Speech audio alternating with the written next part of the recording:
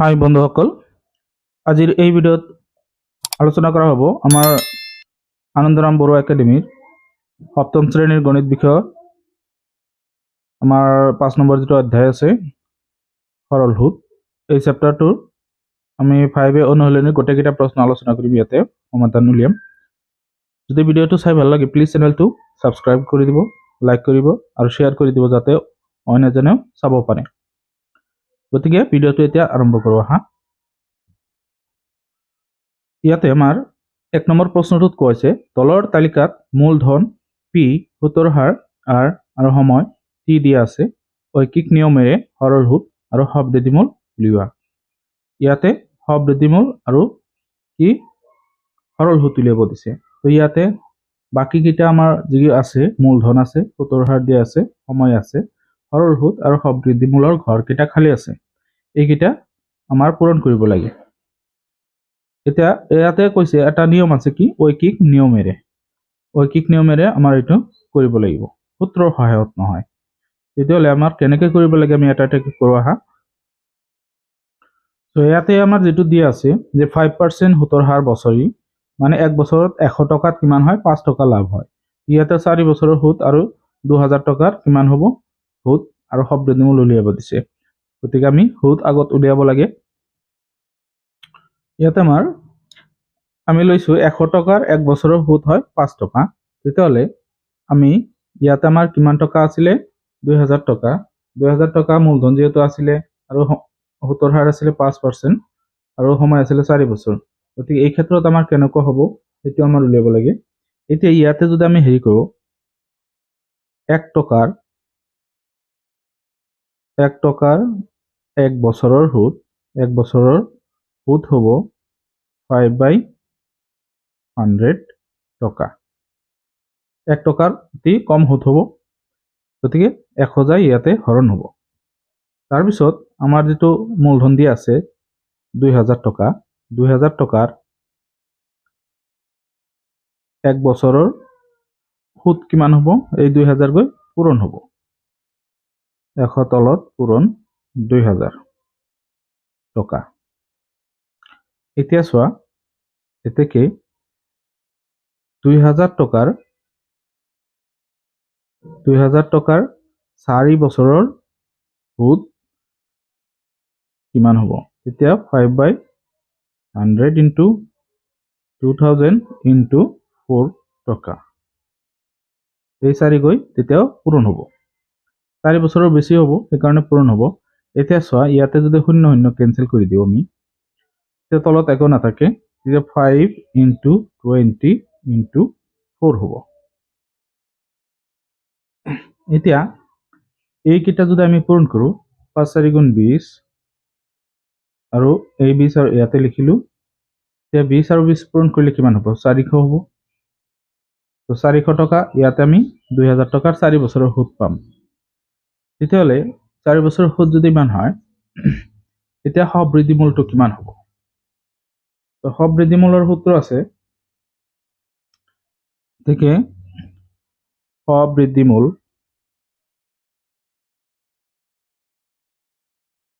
সবৃদ্ধিমূল equal মূলধন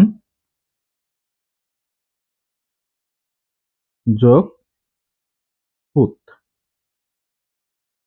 মূলধন হল কিমান 2000 টকা আৰু সুদ হল 400 টকা। তেতিয়াহ'লে কিমান হ'ব ইয়াতে দুটা যোগ কৰিলে 2400 টকা ইয়াতে সবৃদ্ধিমূল হ'ব, অৰ্থাৎ সুতে মূলে। এইখিনি 1 নম্বৰ কৰিলোঁ। এতিয়া 2 নম্বৰটো লৈছোঁ। তেতিয়াহ'লে চোৱা ইয়াতে এই খালী ঘৰ যদি আমি পূৰণ কৰি দিওঁ, তো ইয়াতে আমি 2000 টকাৰ 5% সুতৰ হাৰত 4 বছৰ সুদ আমি 400 পালোঁ আৰু সবৃদ্ধিমূল পাইছোঁ 2400। এতিয়া 2 নম্বৰটো লৈছোঁ। 2 নম্বৰ লৈছোঁ আমি একৰ। ইয়াতে আমাৰ মূলধন বা পি আছে 850 টকা, সুতৰ হাৰ হল 4.5% আৰু সময় হল 3 বছৰ। ইয়াতে আমি সবৃদ্ধিমূল উলিয়াম, তো আগৰটো নিচিনাই কৰিব লাগিব। 100 টকাৰ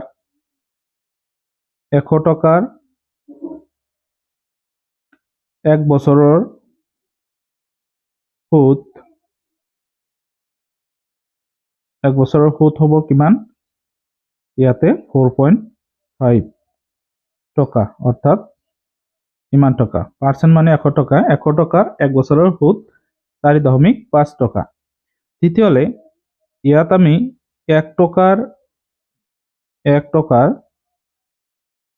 এক বছৰৰ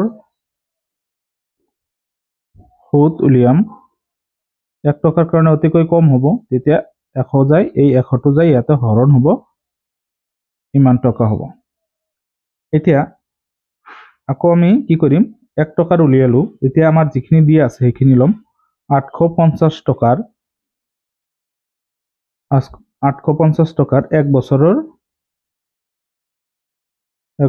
সুদ 4.5 by 100 into 850 ইমান টকা হ'ব এতেকে আকৌ আমি 850 টকাৰ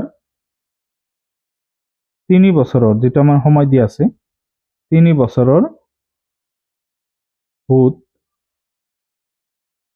4.5 by 100 into 850 into 3 মান টকা হ'ব এতিয়া ইয়াতে কটাকটি কৰিব লাগে এতিয়া শূন্য এই শূন্যৰ লগত কেনসেল কৰি দিলো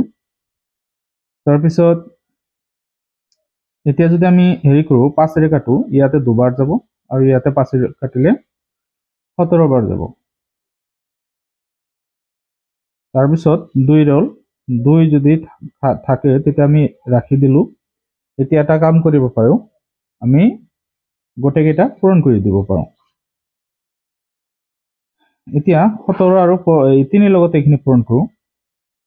4.5 3 5 গুণ 15 5 3 4 গুণ 12 একে 13 এতিয়া ঘৰ দশমিক হ'ব তো কিমান পালো এইটো আৰু এইটো পূৰণ কৰি পালো 13.5 into 17 ৰৈ গল আৰু তলত হ'ব 2 এতিয়া এই দুটা পূৰণ কৰিম আমি 13.5 17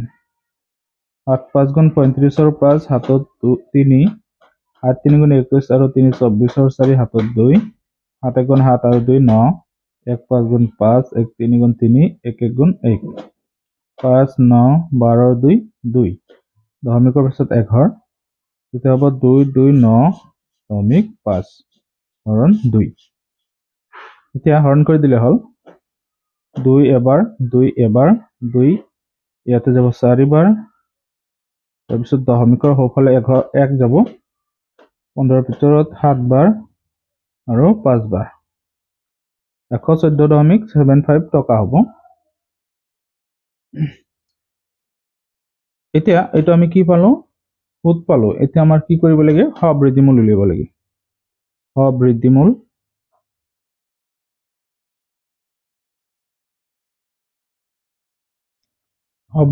ইকুৱেল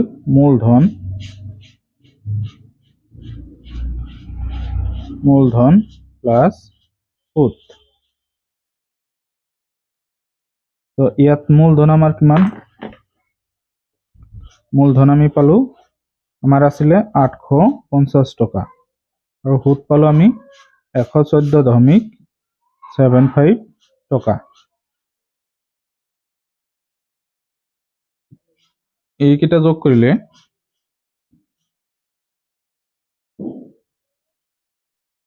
ইয়াতে দশমিকৰ পিছত দুঘৰ ধৰি ললে হল 5 7 4 5 আৰু 1 যোগ কৰিলে 6 8 1 9 কিমান পালো আমি 964.75 টকা ইয়াত 3 নম্বৰত দিছে 700 টকা মূলধন আৰু সুতৰ হাৰ হল 3% মানে 3% আৰু সময় হল 8 বছৰ তেতিয়াহলে ইয়াৰে বাকি দুটা উলিয়াব লাগে আগতে আমি ফিল আপ কৰি দিও ইয়াতে আমাৰ সৰল সুদ পাইছিল আমি 114.75 টকা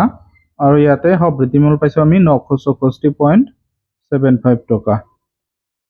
এতিয়া আমি এইটো লৈছো ইয়াতে আমি লিখিম প্ৰথমত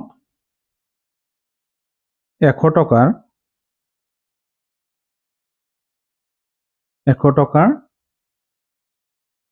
টকাৰ 1 বছৰৰ সুদ 3 টকা। এতিয়া আমি কি কৰিম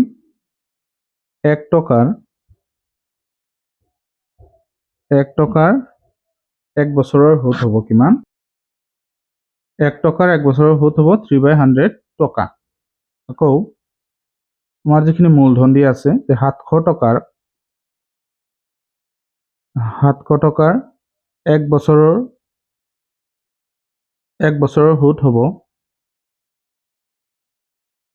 3/100 ইনটু 700 টকা। আকৌ 700 টকাৰ কিমান বছৰ দিয়া আছে সেইটো এতিয়া লিখিব লাগিব 8 বছৰ। 8 বছৰৰ সুদ ইকুৱেল 3/100 ইনটু 700 ইনটু 8 টকা। এতিয়া চোৱা ইয়াত আমি সমাধান কৰিম। ইয়াত 0 দুটা কেনসেল কৰিলোঁ 3 ৰল 7 আৰু 8। এতিয়া এইকেইটা পূৰণ কৰিলে 3 7 গুণ 21 8 পূৰণ 8 1 গুণ 8 8 2 গুণে 16। কিমান টকা পালো আমি 168 টকা আমি সুদ পালো। এতিয়া সবৃদ্ধি মূল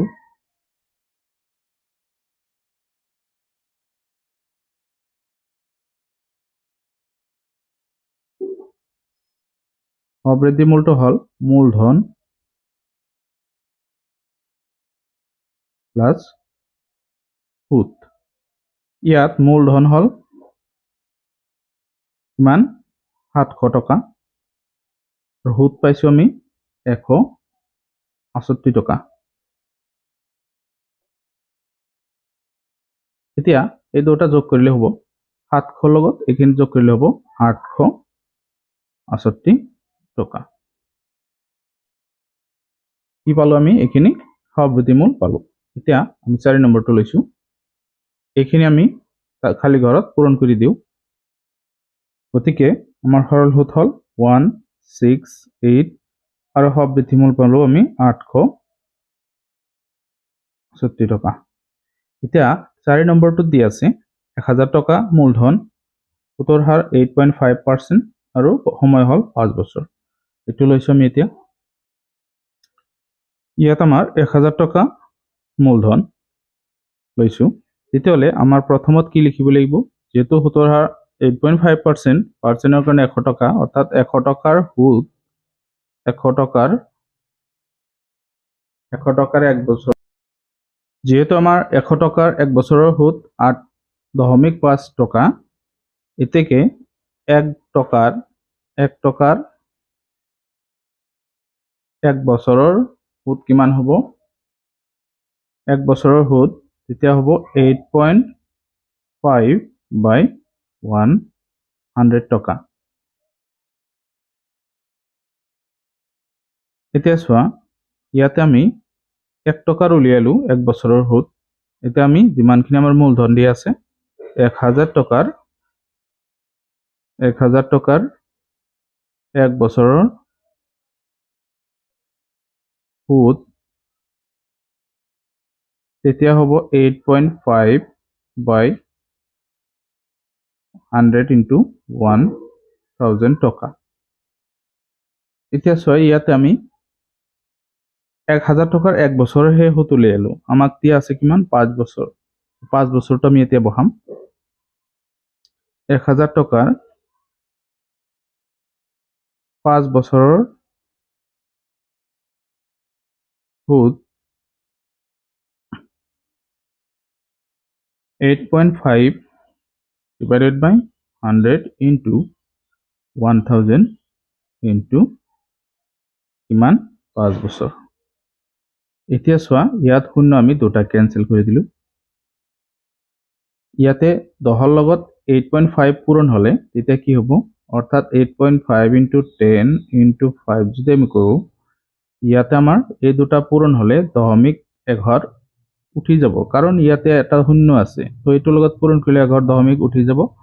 তেতিয়া সংখ্যাটো হ'বগৈ 85 আৰু লগতে থাকিব এইটো 5 এতিয়া এইখিনি পূৰণ কৰা দুটা 5 5 গুণ 25 ৰ 5 হাতত 2 5 8 গুণ 40 আৰু 2 42 তো কিমান পালো আমি ইয়াতে 425 টকা আমি সুদ পালো এতিয়া আমাৰ কি কৰিব লাগিব সুদৰ পিছত আমাৰ বৃদ্ধিমূল উলিয়াব লাগে তো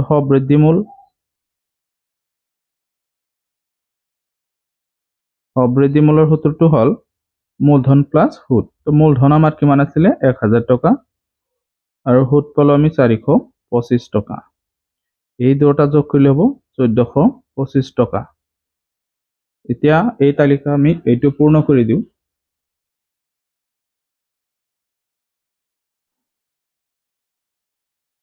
সোয়া তালিকা ইয়াতে আমি কিমান পালো 425 টকা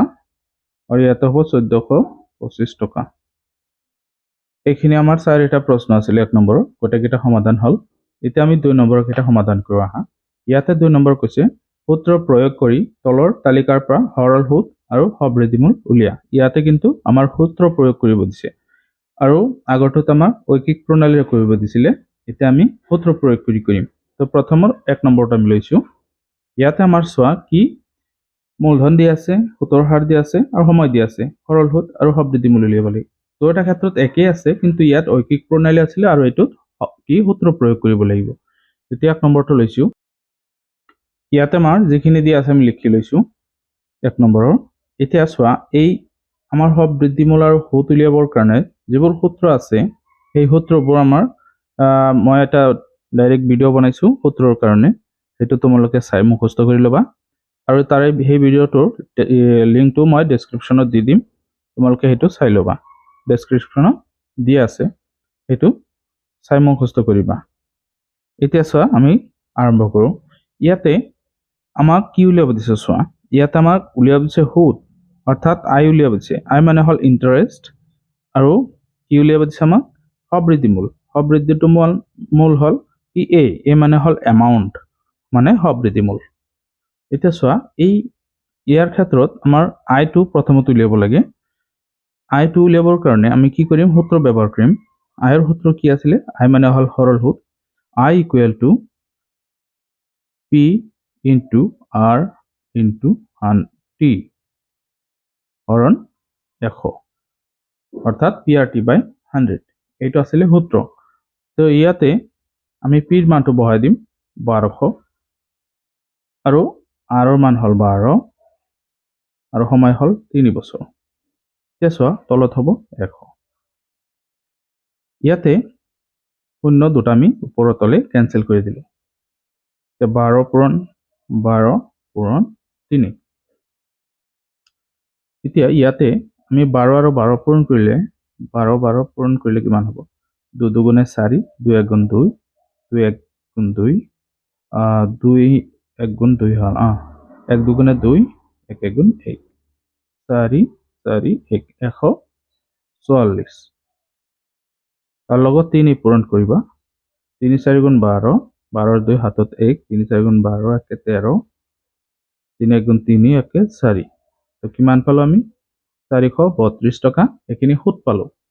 এতিয়া এমাউন্ট উলিয়াব লাগে এমাউন্টৰ সূত্ৰটো হল P প্লাস অৰ্থাৎ মূলধন প্লাস সুদ আই ইয়াতে P ৰ মানটো হল আমি মাৰ দি আছে 1200 টকা আৰু সুদ পালো আমি 432 টকা এটো আই বুলি কোৱা হয় আইৰ মানটো আমি ইমান পাইছো এতিয়া সোয়া এই দুটা যদি আমি যোগ কৰি দিও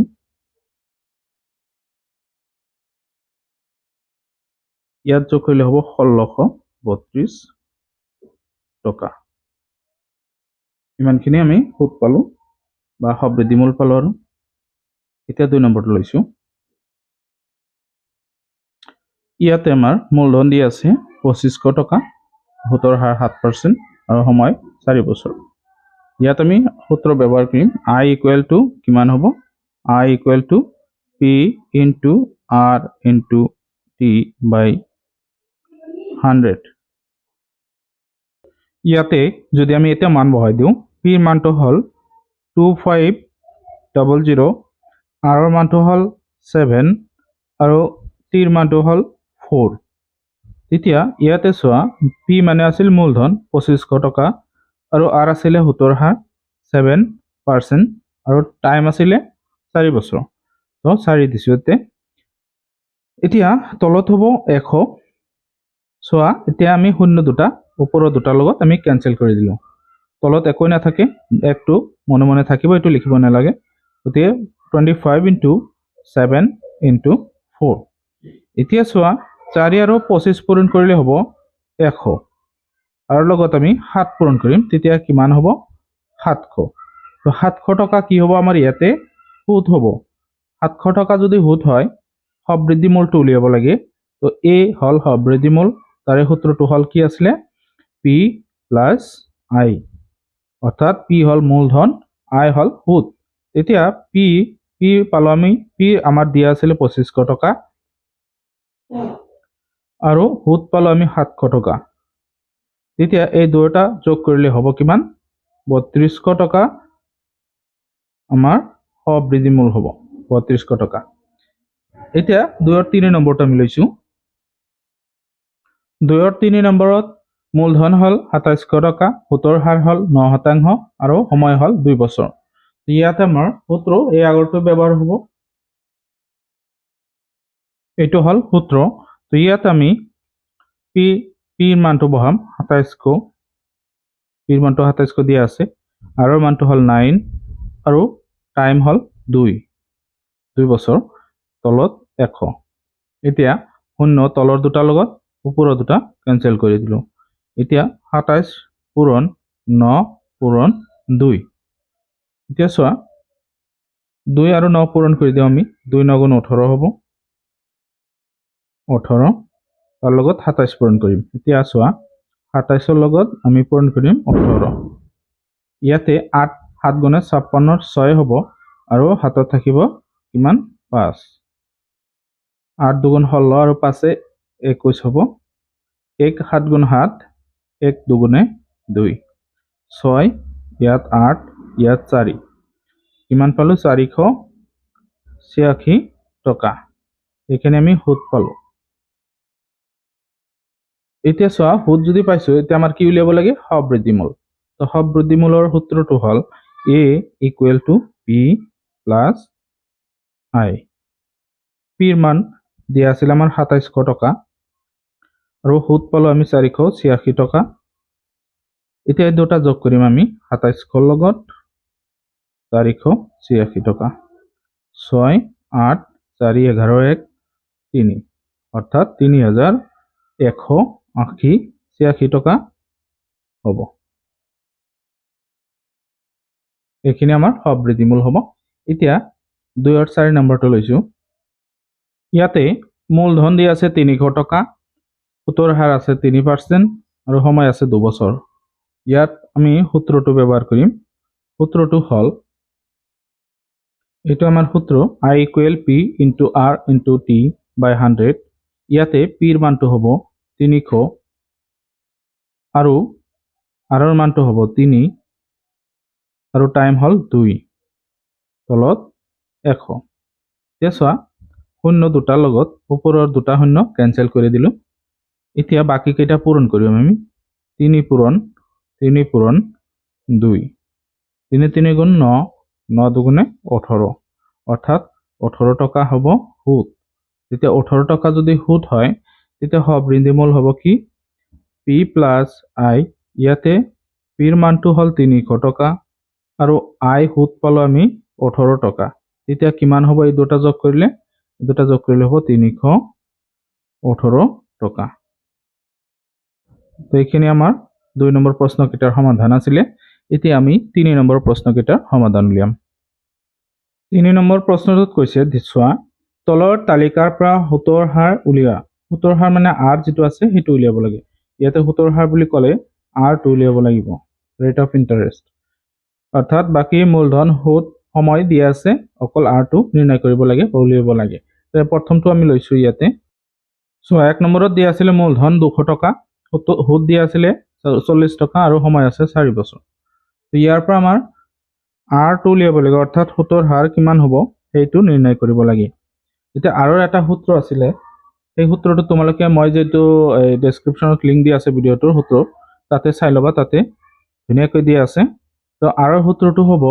R equal to I into 100 divided by P into T। অৰ্থাৎ ইয়াত PT আছে, PRT আছিলে, R টো ইয়াতে আছে, PT তলত থাকিব। এতিয়া ইয়াতে মান বহাই দিয়া। I ৰ মানটো হ'ল 40, 100, P ৰ মানটো হ'ল 200 আৰু T ৰ মানটো হ'ল 4। এতিয়া চোৱা, শূন্য দুটা আমি কেনসেল কৰি দিলো তলে ওপৰে। এতিয়া 4 40ৰ ভিতৰত হৰণ যাব 10 বাৰ, এতিয়া ৰৈ গ'ল কিমান 10/2। এতিয়া 2 10ৰ ভিতৰত 5 বাৰ হৰণ যাব, অৰ্থাৎ ইয়াতে হ'ব 5%। লাষ্টত একেবাৰে শেষত আমাৰ এটা পাৰ্চেন্টৰ চিন দিব লাগিব, কাৰণ সুতৰ হাৰত পাৰ্চেন্ট থাকে, শতকৰা হয় সেইটো। এতিয়া আমি 3 নম্বৰটো ল'ম। সো ইয়াতে আমাৰ দিয়া আছে মূলধন 2500 টকা, সুদ দিয়া আছে 1500 টকা, সময় আছে 4 বছৰ। ইয়াতে সুতৰ হাৰ কিমান হ'ব নিৰ্ণয় কৰিব লাগে। এতিয়া আগৰ নিচিনাকৈ আমি সুতৰ হাৰৰ যেটো সূত্ৰ আছে সেইটো বহাম। সুতৰ হাৰৰ সূত্ৰটো হ'ল I into 100 divided by P into T। ইয়াতে আমি মান বহাম। I ৰ মানটো হ'ল 1500 টকা ইনটু 100, তাৰপিছত P ৰ মানটো হ'ল 2500 টকা আৰু সময়টো হ'ল 4 বছৰ। এতিয়া চোৱা, শূন্য মই ইয়াৰ পৰা দুটা কেনসেল কৰি দিলো। এতিয়া এই দুটা সংখ্যা যদি 5 কেনসেল কৰো, 5 হৰণ দিও, তেতিয়া 3 বাৰ যাব, ইয়াতে 5 বাৰ যাব। এতিয়া চোৱা, 4 100ৰ ভিতৰত হৰণ যাব 25 বাৰ, ৰৈ গ'ল কিমান 3, 25 আৰু 5। এতিয়া 5 25ৰ ভিতৰত 5 বাৰ হৰণ যাব, 3 আৰু 5 15 কৰিলে কিমান হ'ব 15, অৰ্থাৎ 15% সুতৰ হাৰ হ'ব ইয়াতে। এতিয়া 3 নম্বৰটো লৈছো, 3 নম্বৰ। 3 নম্বৰত মূলধন আছে 7500 টকা, সুদ আছে 1275 টকা আৰু টাইম আছে 3 বছৰ। ইয়াতে R ৰ মান উলিয়াব লাগে। Therefore R equal to I into 100 divided by PT, P into T। ইয়াত আমাৰ I ৰ মানটো হ'ল কিমান 1275 টকা, 100 আৰু তলত দিয়া আছে কিমান P ৰ মানটো হ'ল 8500 টকা ইনটু টাইমটো হ'ল 3 বছৰ। এতিয়া চোৱা, ইয়াতে আমাৰ কটাকটি কৰিব পাৰি। ইয়াতে শূন্য দুটা আমি ওপৰৰ দুটাৰ লগত কেনসেল কৰি দিলো। এতিয়া চোৱা, 5 যদি হৰণ কৰি দুটা সংখ্যাক, ইয়াত যাব 17 বাৰ 5, ইয়াত 2 বাৰ 12ৰ ভিতৰত 2 বাছে, 27ৰ ভিতৰত 5 বাৰ, আকৌ 2 বাছে 25ৰ ভিতৰত 5 বাৰ। গতিকে ওপৰত ৰৈ গ'ল আমাৰ কিমান 255 আৰু তলত 3। এতিয়া চোৱা, 3 যদি হৰণ কৰা যায়, 3 25ৰ ভিতৰত 8 বাৰ যাব, 1 বাছে, 15ৰ ভিতৰত 3 5 বাৰ যাব, তেতিয়া 85% সুতৰ হাৰ হয়। এইটো আনসাৰ হ'ব। এতিয়া 3 নম্বৰটো কৰিছো। ইয়াতে চোৱা, মূলধন আছে আমাৰ 4500 টকা, সুদ আছে 1638 টকা আৰু সময় আছে 3 বছৰ। ইয়াতে আমি কি উলিয়াব লাগে সুতৰ হাৰ। তো সুতৰ হাৰটো যদি উলিয়াব যাওঁ, তাৰে সূত্ৰটো হ'ব কি R equal to I into 100 by P into T। ইয়াতে আমি মান বহাই দিম।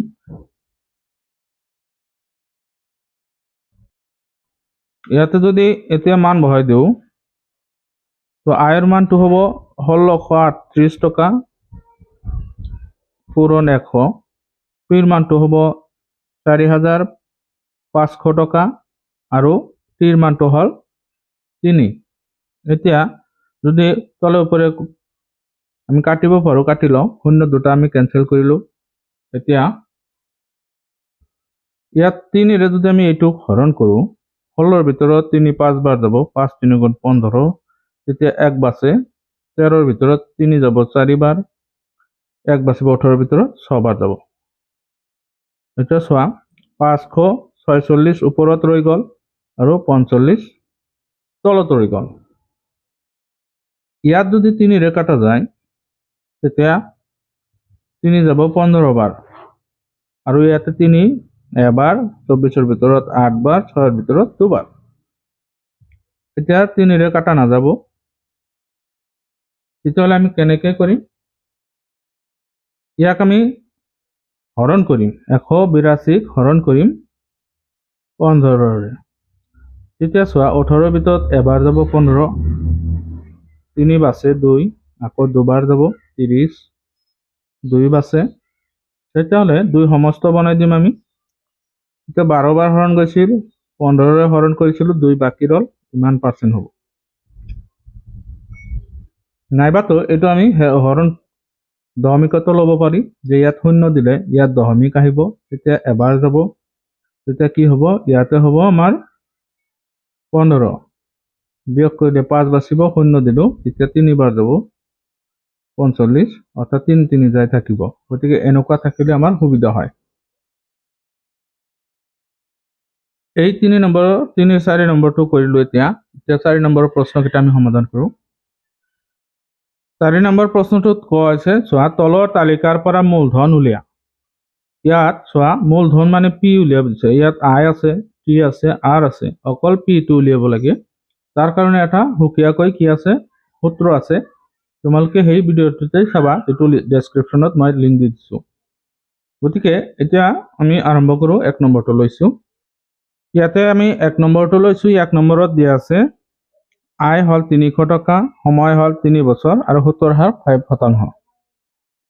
পি উলিয়াব লাগে তো পিৰ বাবে সূত্ৰটো হ'ব কি P equal I into 100 divide R into T ইয়াতে আইৰ মানটো হল 300 টকা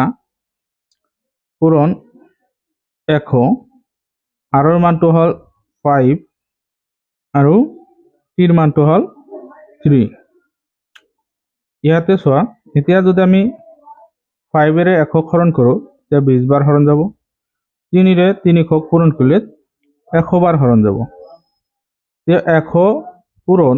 20 এতিয়া চোৱা 2ৰ লগত 1 পূৰণ কৰিলে 2 হ'ব বাকি শূন্য কেইটা ইয়াতে মই দি দিম এতিয়া 2000 টকা মূলধন হ'ব মূলধন পালো আমি 2000 টকা এতিয়া 4ৰ 2 নম্বৰটো লৈছোঁ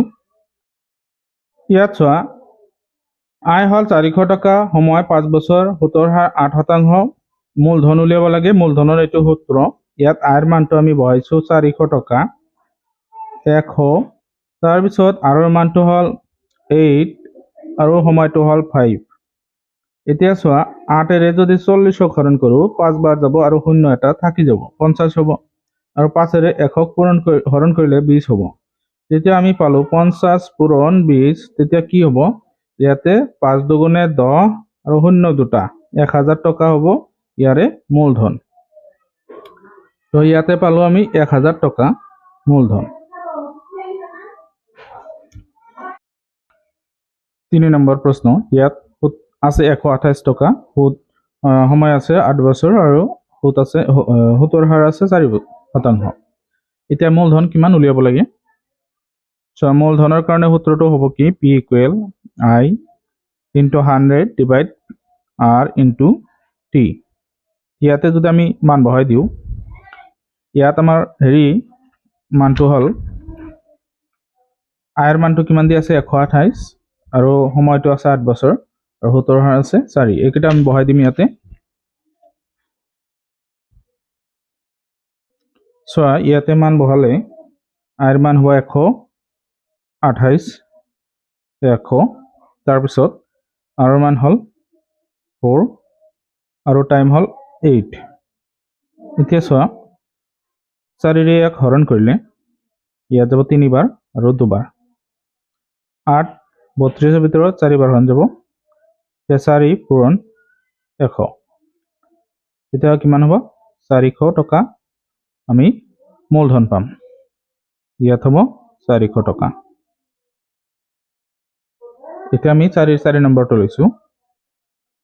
4 নম্বৰত আই সুত আছে 108 টকা সময় 3 বছৰ সুতৰ হাৰ হল 4.5% পিৰ মান উলিয়াব লাগে। তো পিৰ সূত্ৰটো হ'ল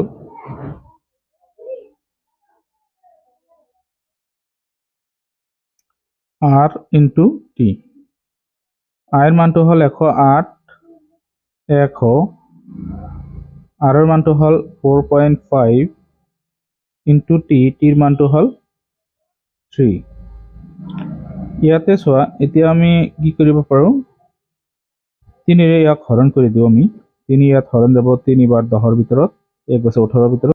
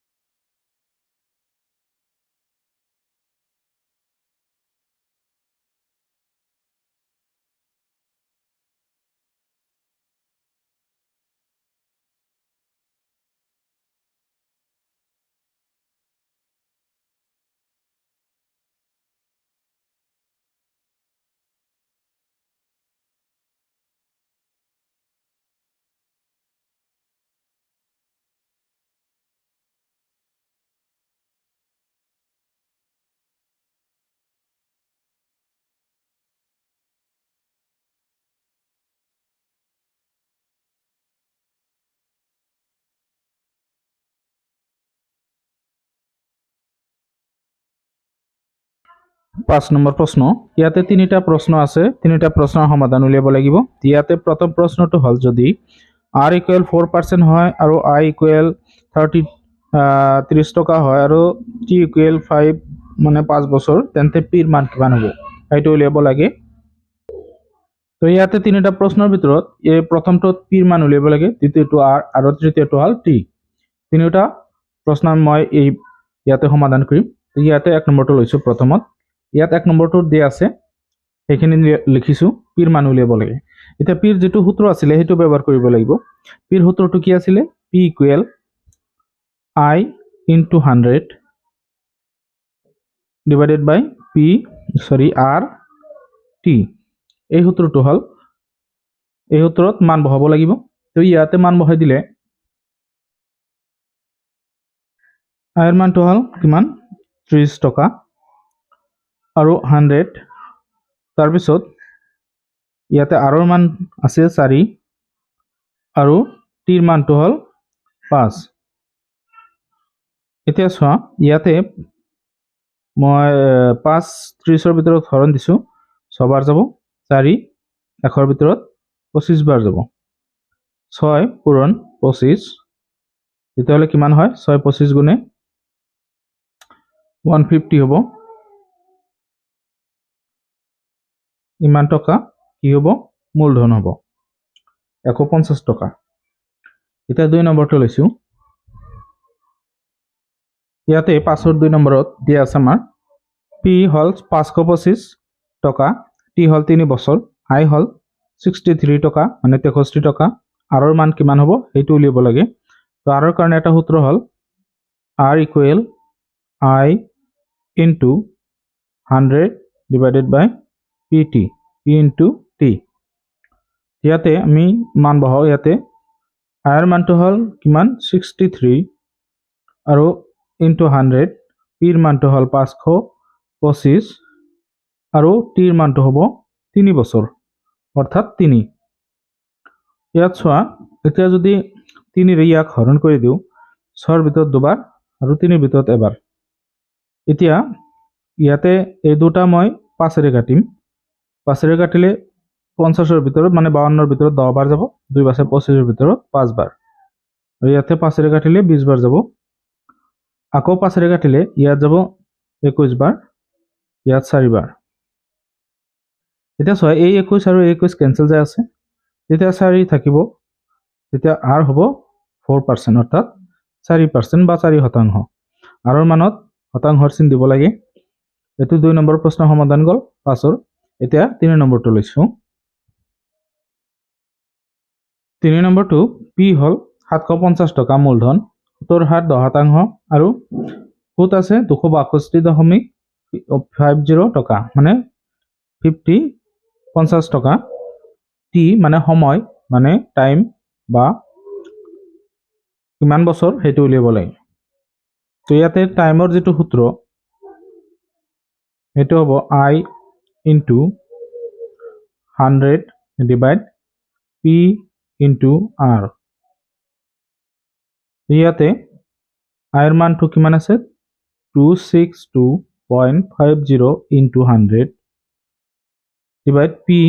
এর মানটো হল 750 into R হল 10। এতিয়া চোৱা ইয়াতে 100 এৰে ইয়াক যদি পূৰণ কৰা যায় তেতিয়া দশমিকৰ পিছত যি দু ঘৰ আছে এই দশমিকটো উঠি যাব, অৰ্থাৎ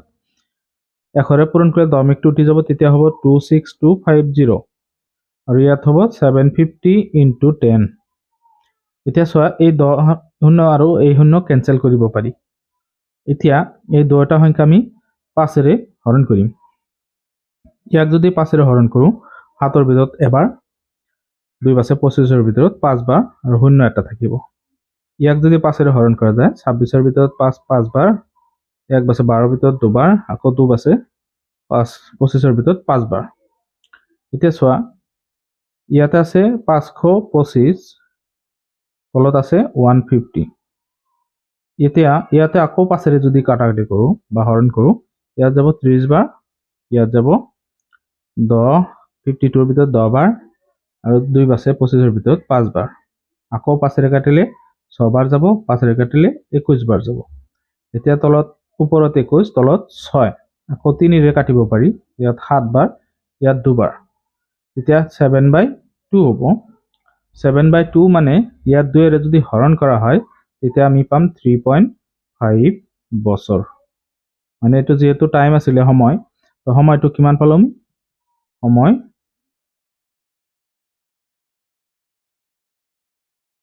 3.5 বছৰ।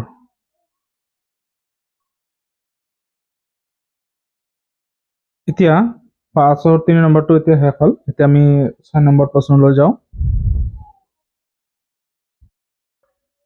প্ৰশ্ন 6 ইয়াত কোৱা হৈছে সৰল সূত্ৰত কোনো মূলধন 5 বছৰৰ মূৰত 276 টকা আৰু 8 বছৰৰ মূৰত 297.60 টকা হয়। মূলধন আৰু সুতৰ হাৰ নিৰ্ণয় কৰা। চোৱা এই প্ৰশ্নটোত কিন্তু মূলধনৰ কথা ইয়াত কৈছে মূলধন নাই, কোনো মূলধন মানে মূলধন ইয়াতে নাই। মূলধনটো আমি প্ৰথমত ধৰি ল'ব লাগিব। ইয়াতে ধৰা হৈছে যে মূলধন P আৰু সুতৰ হাৰ R। ইয়াতে দুটা হেৰি হ'ব। তো প্ৰথম ক্ষেত্ৰত আমি হেৰি কৰিছো যে ইয়াতে সবৃদ্ধিমূল A1 276 টকা আৰু এই সবৃদ্ধিমূল 5 বছৰৰ মূৰত হয়, তো সময়টো দিয়া আছে 5 বছৰ। তাৰপিছত দ্বিতীয় ক্ষেত্ৰত আমাৰ হেৰি দিয়া আছে যে সবৃদ্ধিমূল আছে 297.60 টকা আৰু সময় আছিলে 8 বছৰ। গতিকে দুটা ক্ষেত্ৰ হ'ব ইয়াতে। প্ৰথমত আমি ইয়াতে সবৃদ্ধিমূলৰ যেটো সূত্ৰ আছে সেইটো বহাম। সবৃদ্ধিমূলৰ সূত্ৰটো হ'ল A equal to A1 হ'ব P plus I। গতিকে ইয়াতে চোৱা সবৃদ্ধিমূল যেটো আছে সেইটো মান হল 276 টকা। তাৰপিছত P ইয়াৰ মান নাই। I এৰ সূত্ৰটো কি আছিলে, I এৰ সূত্ৰটো আছিলে P into R into T by 100, এইটো আছিলে সূত্ৰ। I এর হলনে আমি এইটো বহাই দিলো। এতিয়া T1 হ'ব এইটো 276 ইকুৱেল এই দুটাৰ পৰা প্লাছৰ এইফালে আৰু এইফালৰ পৰা আমি P কমন ল'ব পাৰো। গতিকে ইয়াতে থাকিব 1 প্লাছ ইয়াৰ পৰা P গুচি গ'লে থাকিব R into T1 by 100। এতিয়া ইয়াতে 276 P কমন হল। তাৰপিছত 1 plus R into T, T1 এর মানটো কিমান আছে 5 আছে, গতিকে 5 টো বহাই দিলো আমি তলত 100। এতিয়া এই 5 এৰে 100 হৰণ কৰিব পাৰি, কিমান বাৰ যাব 20 বাৰ যাব। এতিয়া চোৱা এই দুটাৰ ক্ষেত্ৰত তলত ৰল কিমান 20। এতিয়া এই দুটাৰ ক্ষেত্ৰত লহাগু আমি 20 ল'ব পাৰি। তো ইয়াতে লহাগু লৈ লওঁ 276 6 ইকুৱেল পি ইয়াত 20 লহাগু 20 লহাগু হলে ইয়াতে হ'ব 20 কাৰণ ইয়াৰ তলত মনে মনে 1 আছে 1 এৰে যদি 20ক হৰণ কৰা যায় তেতিয়া 20 বাৰ যাব আৰু 20ৰ লগত 1 পূৰণ কৰিলে 20 হ'ব আৰু ইয়াতে হ'ব আমাৰ 20 20 কেনসেল আৰ হ'ব ওপৰত গতিকে এইখিনি হ'ব তো এইখিনি বস্তু পিৰ লগত ইয়াতে পূৰণ হৈ আছে এইফালে আহিলে কি হ'ব এইটো উলটি যায় পূৰণ হ'ব বা হৰণ হ'ব হৰণ হলে এইটো উলটি যায় গতিকে এইটো 20 হৰণ হৈ আছে এইফালে আহিলে পূৰণ হ'ব 276 into 20 আৰু বাকি এইখিনি পি লগত পূৰণ হৈ আছে ওপৰখিনি এতিয়া ই তলত যাব অৰ্থাৎ ইয়াতে হৰণ হ'ব 20 প্লাস আৰ ইকুয়াল টু ৰৈ গল কি পি গতিকে এইখিনি আমি কি পালো পিৰ মান পালো এটা আমি 1 নম্বৰ বুলি দিলো আকৌ ইয়াতে যদি আমি দ্বিতীয় ক্ষেত্ৰত চাও দ্বিতীয় ক্ষেত্ৰত ইয়াতে আমাৰ একে হ'ব সবৃদ্ধিমূলৰ সূত্ৰ বহাব লাগিব a2 equal to p plus i এইটো 2 নম্বৰ সবৃদ্ধিমূল তো ইয়াতে সবৃদ্ধিমূল আছে 297.60 p i এর সূত্র হল p into r into t divided by 100 297.60 এই দুটাৰ পৰা আগৰ দৰে p কমন লম 1 প্লাস ইয়াতে থাকিব r into t এটো t2 হ'ব ডিভাইড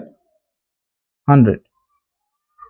এতিয়া সোয়া 297.60 p 1 plus r into t2 আছে কিমান 8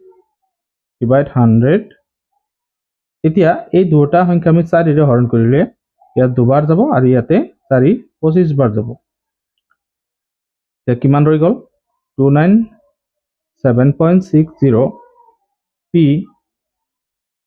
ইয়াতে হ'ব 2r ইয়াত আমি লহাগু লও দুটাৰ ক্ষেত্ৰত আগৰ দৰে 25 হ'ব লহাগু এতিয়া হ'ব 25 প্লাস 2 into r মানে 2r ইয়াত 25 25 কেনসেল হয় 2r হ'ব এতিয়া সোয়া এই আগৰ দৰে 25 ইয়াতে কি আছিল হৰণ আছে এতিয়া এইফালে আহিলে কি হ'ব পূৰণ হ'ব 297.60 into 25 আৰু এই দুটা আহি হৰণ হ'ব 25 plus 2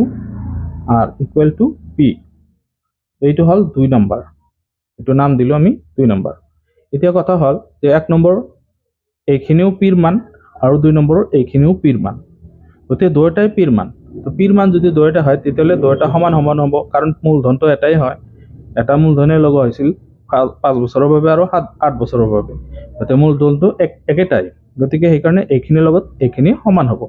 তো 1 আৰু 2 এৰ পৰা আমি হেতু ক'ব পাৰি এতিয়া 1 আৰু 2 ৰ পৰা 276 into 20 divided by 20 plus r এইখিনিৰ লগত সমান আমি লিখিব পাৰি 297.60 into 25 divided by 25 plus 2r এতিয়া সোয়া ইয়াতে এটা কাম কৰো আমি যেহেতু এইটোৰ লগত এই তলৰটো ওপৰটোৰ লগত তলৰটো বজ্ৰপূৰণ বুলি কয় এইটো লগত এইটো পূৰণ হৈ আছে গতিকে বজ্ৰপূৰণ বা পূৰণ থাকিলে আমি তাৰ স্থানৰ পৰিৱৰ্তন কৰিব পাৰি অৰ্থাৎ এইটো আমি ইয়াতে লিখিব পাৰিম এইটো আমি ইয়াতে লিখিব পাৰিম ইয়াতে আমি হেনেকৈ লিখো এইটো আমি এফালে নিদিও 25 plus 2r 20 plus r আৰু ইয়াতে 297.60 into 25 আৰু তলত এইটো যাব 276 into 20 এতিয়া ইয়াতে আমি এইফালে কটাকটি কৰিব পাৰি যদি 5 এৰে কাটো ইয়াত যাব 5 যাব কিমান বাৰ 4 বাৰ ইয়াত কিন্তু 5 বাৰ যাব এতিয়া ইয়াক 4 ৰে হৰণ কৰি দিও আমি 4 ৰে হৰণ কৰিলে ইয়াতে 28 7 বাৰ যাব 29 ৰ ভিতৰত আকৌ এক বাছে 17ৰ ভিতৰত 4 বাৰ 1 বাছে ইয়াত পয়েন্ট হ'ব আৰু ইয়াতে 16ৰ ভিতৰত 4 বাৰ আৰু 0 গতিকে 74.40 এইখিনি হ'ব এতিয়া ইয়াতে 5 ৰল 5 এৰে এইখিনি আমি পূৰণ কৰি দিম তাৰ আগত আমি এই দুটা সংখ্যা আমি কিহেৰে কাটিব পাৰি 2 এৰে কাটিব পাৰি বা 2 এৰে হৰণ কৰিব পাৰি এতিয়া 25 plus 2r divided by 20 plus r ইয়াতে আমি লিখিম 74.40 into 5 by 276 ইয়াতে 2 এৰে কাটিলে হ'ব কিমান 138 আৰু ইয়াতে 2 এৰে কাটিলে 37.20 আকৌ কিন্তু 2 এৰে কটাকটি কৰা যায় 2 এৰে কাটিলে ইয়াত যাব 6 বাৰ আৰু 9 বাৰ ইয়াত 2 এৰে কাটিলে কিমান বাৰ যাব 3 এৰ ভিতৰত এবাৰ 1 বাছে 17 এৰ ভিতৰত 8 বাৰ 1 বাছে 12 এৰ ভিতৰত 6 বাৰ 0 18 দশমিক ইমান থাকে এতিয়া 5 ৰ লগত এইখিনি পূৰণ কৰি আমি ইয়াতে বহাই দিম 25 plus 2r divided by 20 plus r equal to 18.60 into 5 divided by 69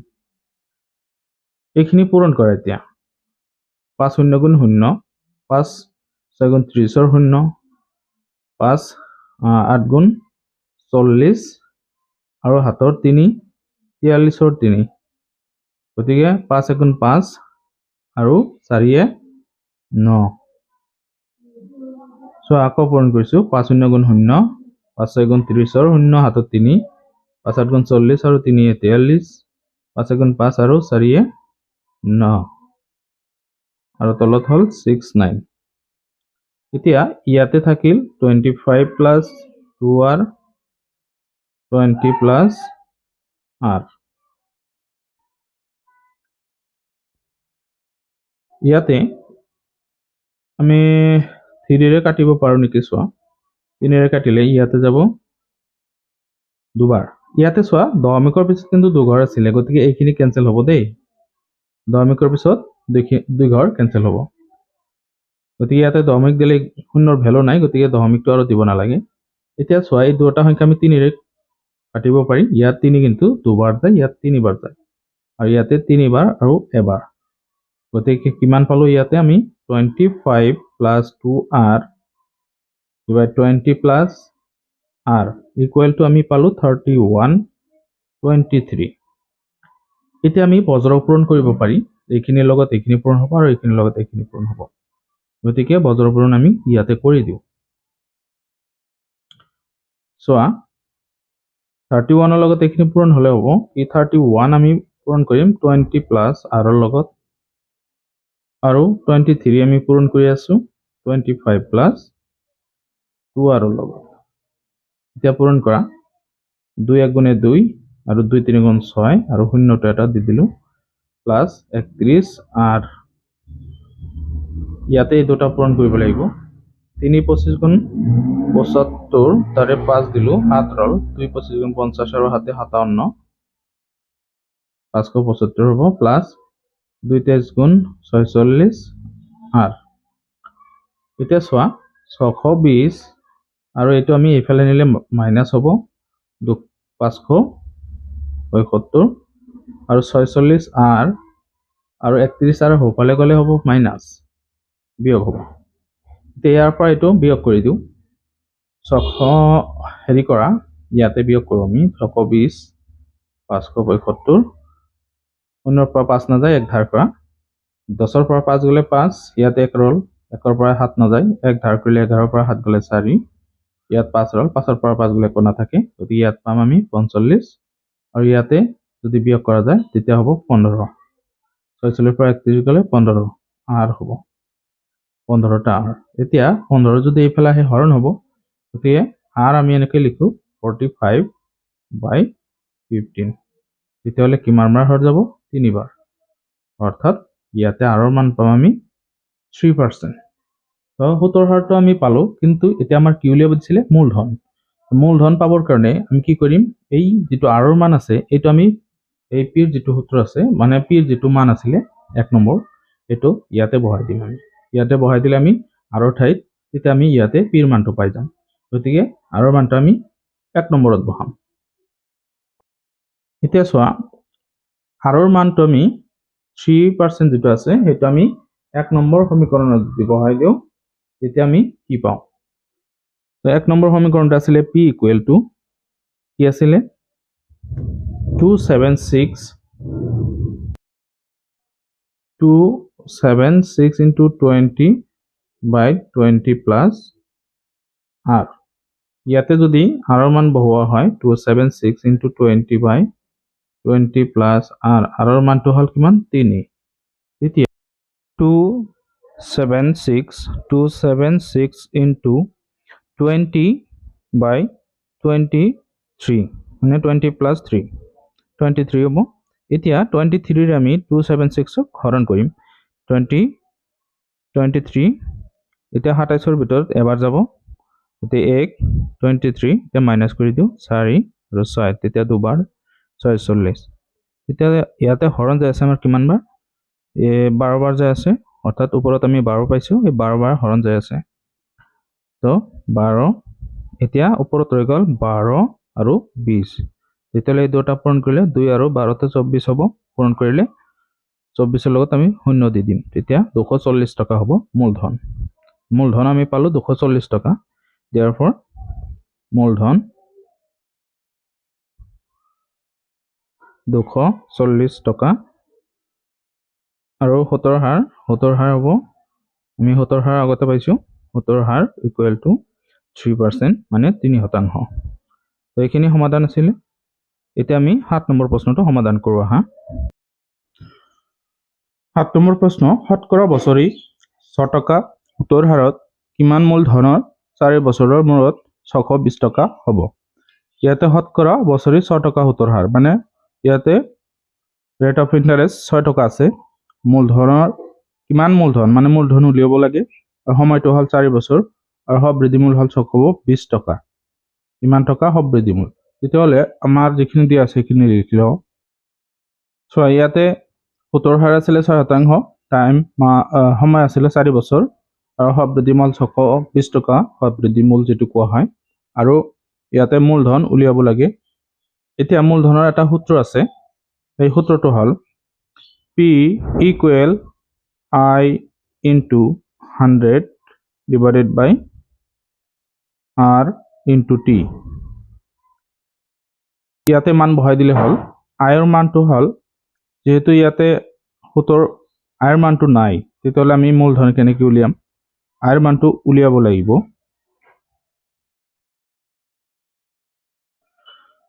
সৰি এইটো সূত্ৰত নহব এইটো আমাৰ যেটো এমাউন্ট আছে এমাউন্টৰ সূত্ৰত বহাব লাগিব।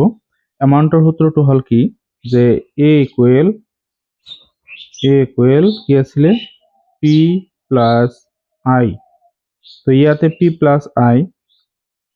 এতিয়া চোৱা ইয়াতে এমাউন্ট যেটো আছে মানে সবৃদ্ধি মূলটো ইয়াত আমি 620 বহাব পাৰি P plus I ৰ সূত্ৰটো হল P into R into T divided by কি আছিলে 100।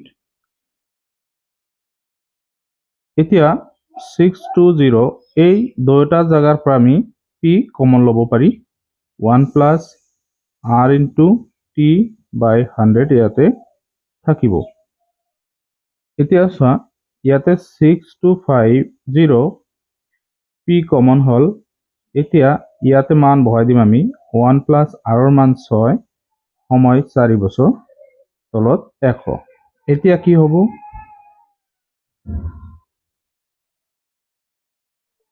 ইয়াতে আমি এটা কাম কৰিম 620 equal to P ইয়াত আমি 4 ৰে 100 কাটিলে 25 বাৰ হৰণ যাব।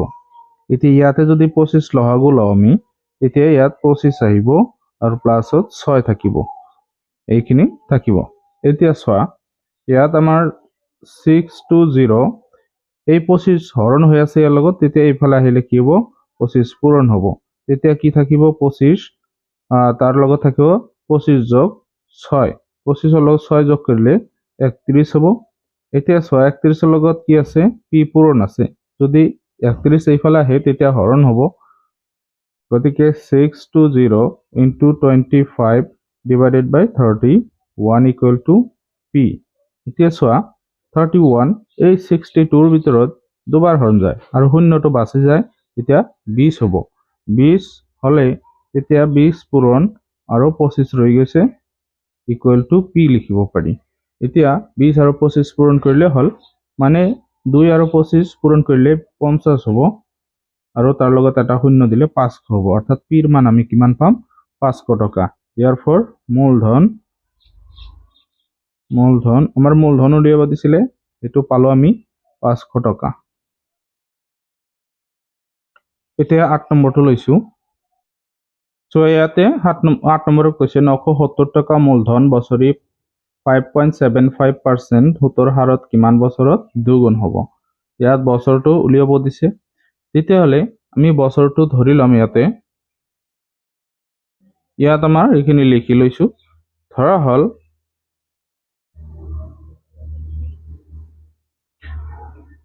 হল যে টি বছৰত গৈ কি হ'ব মূলধন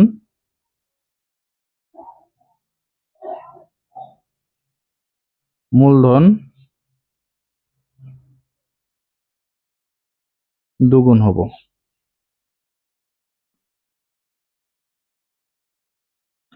এই মূলধন দুগুণ মানে কি যে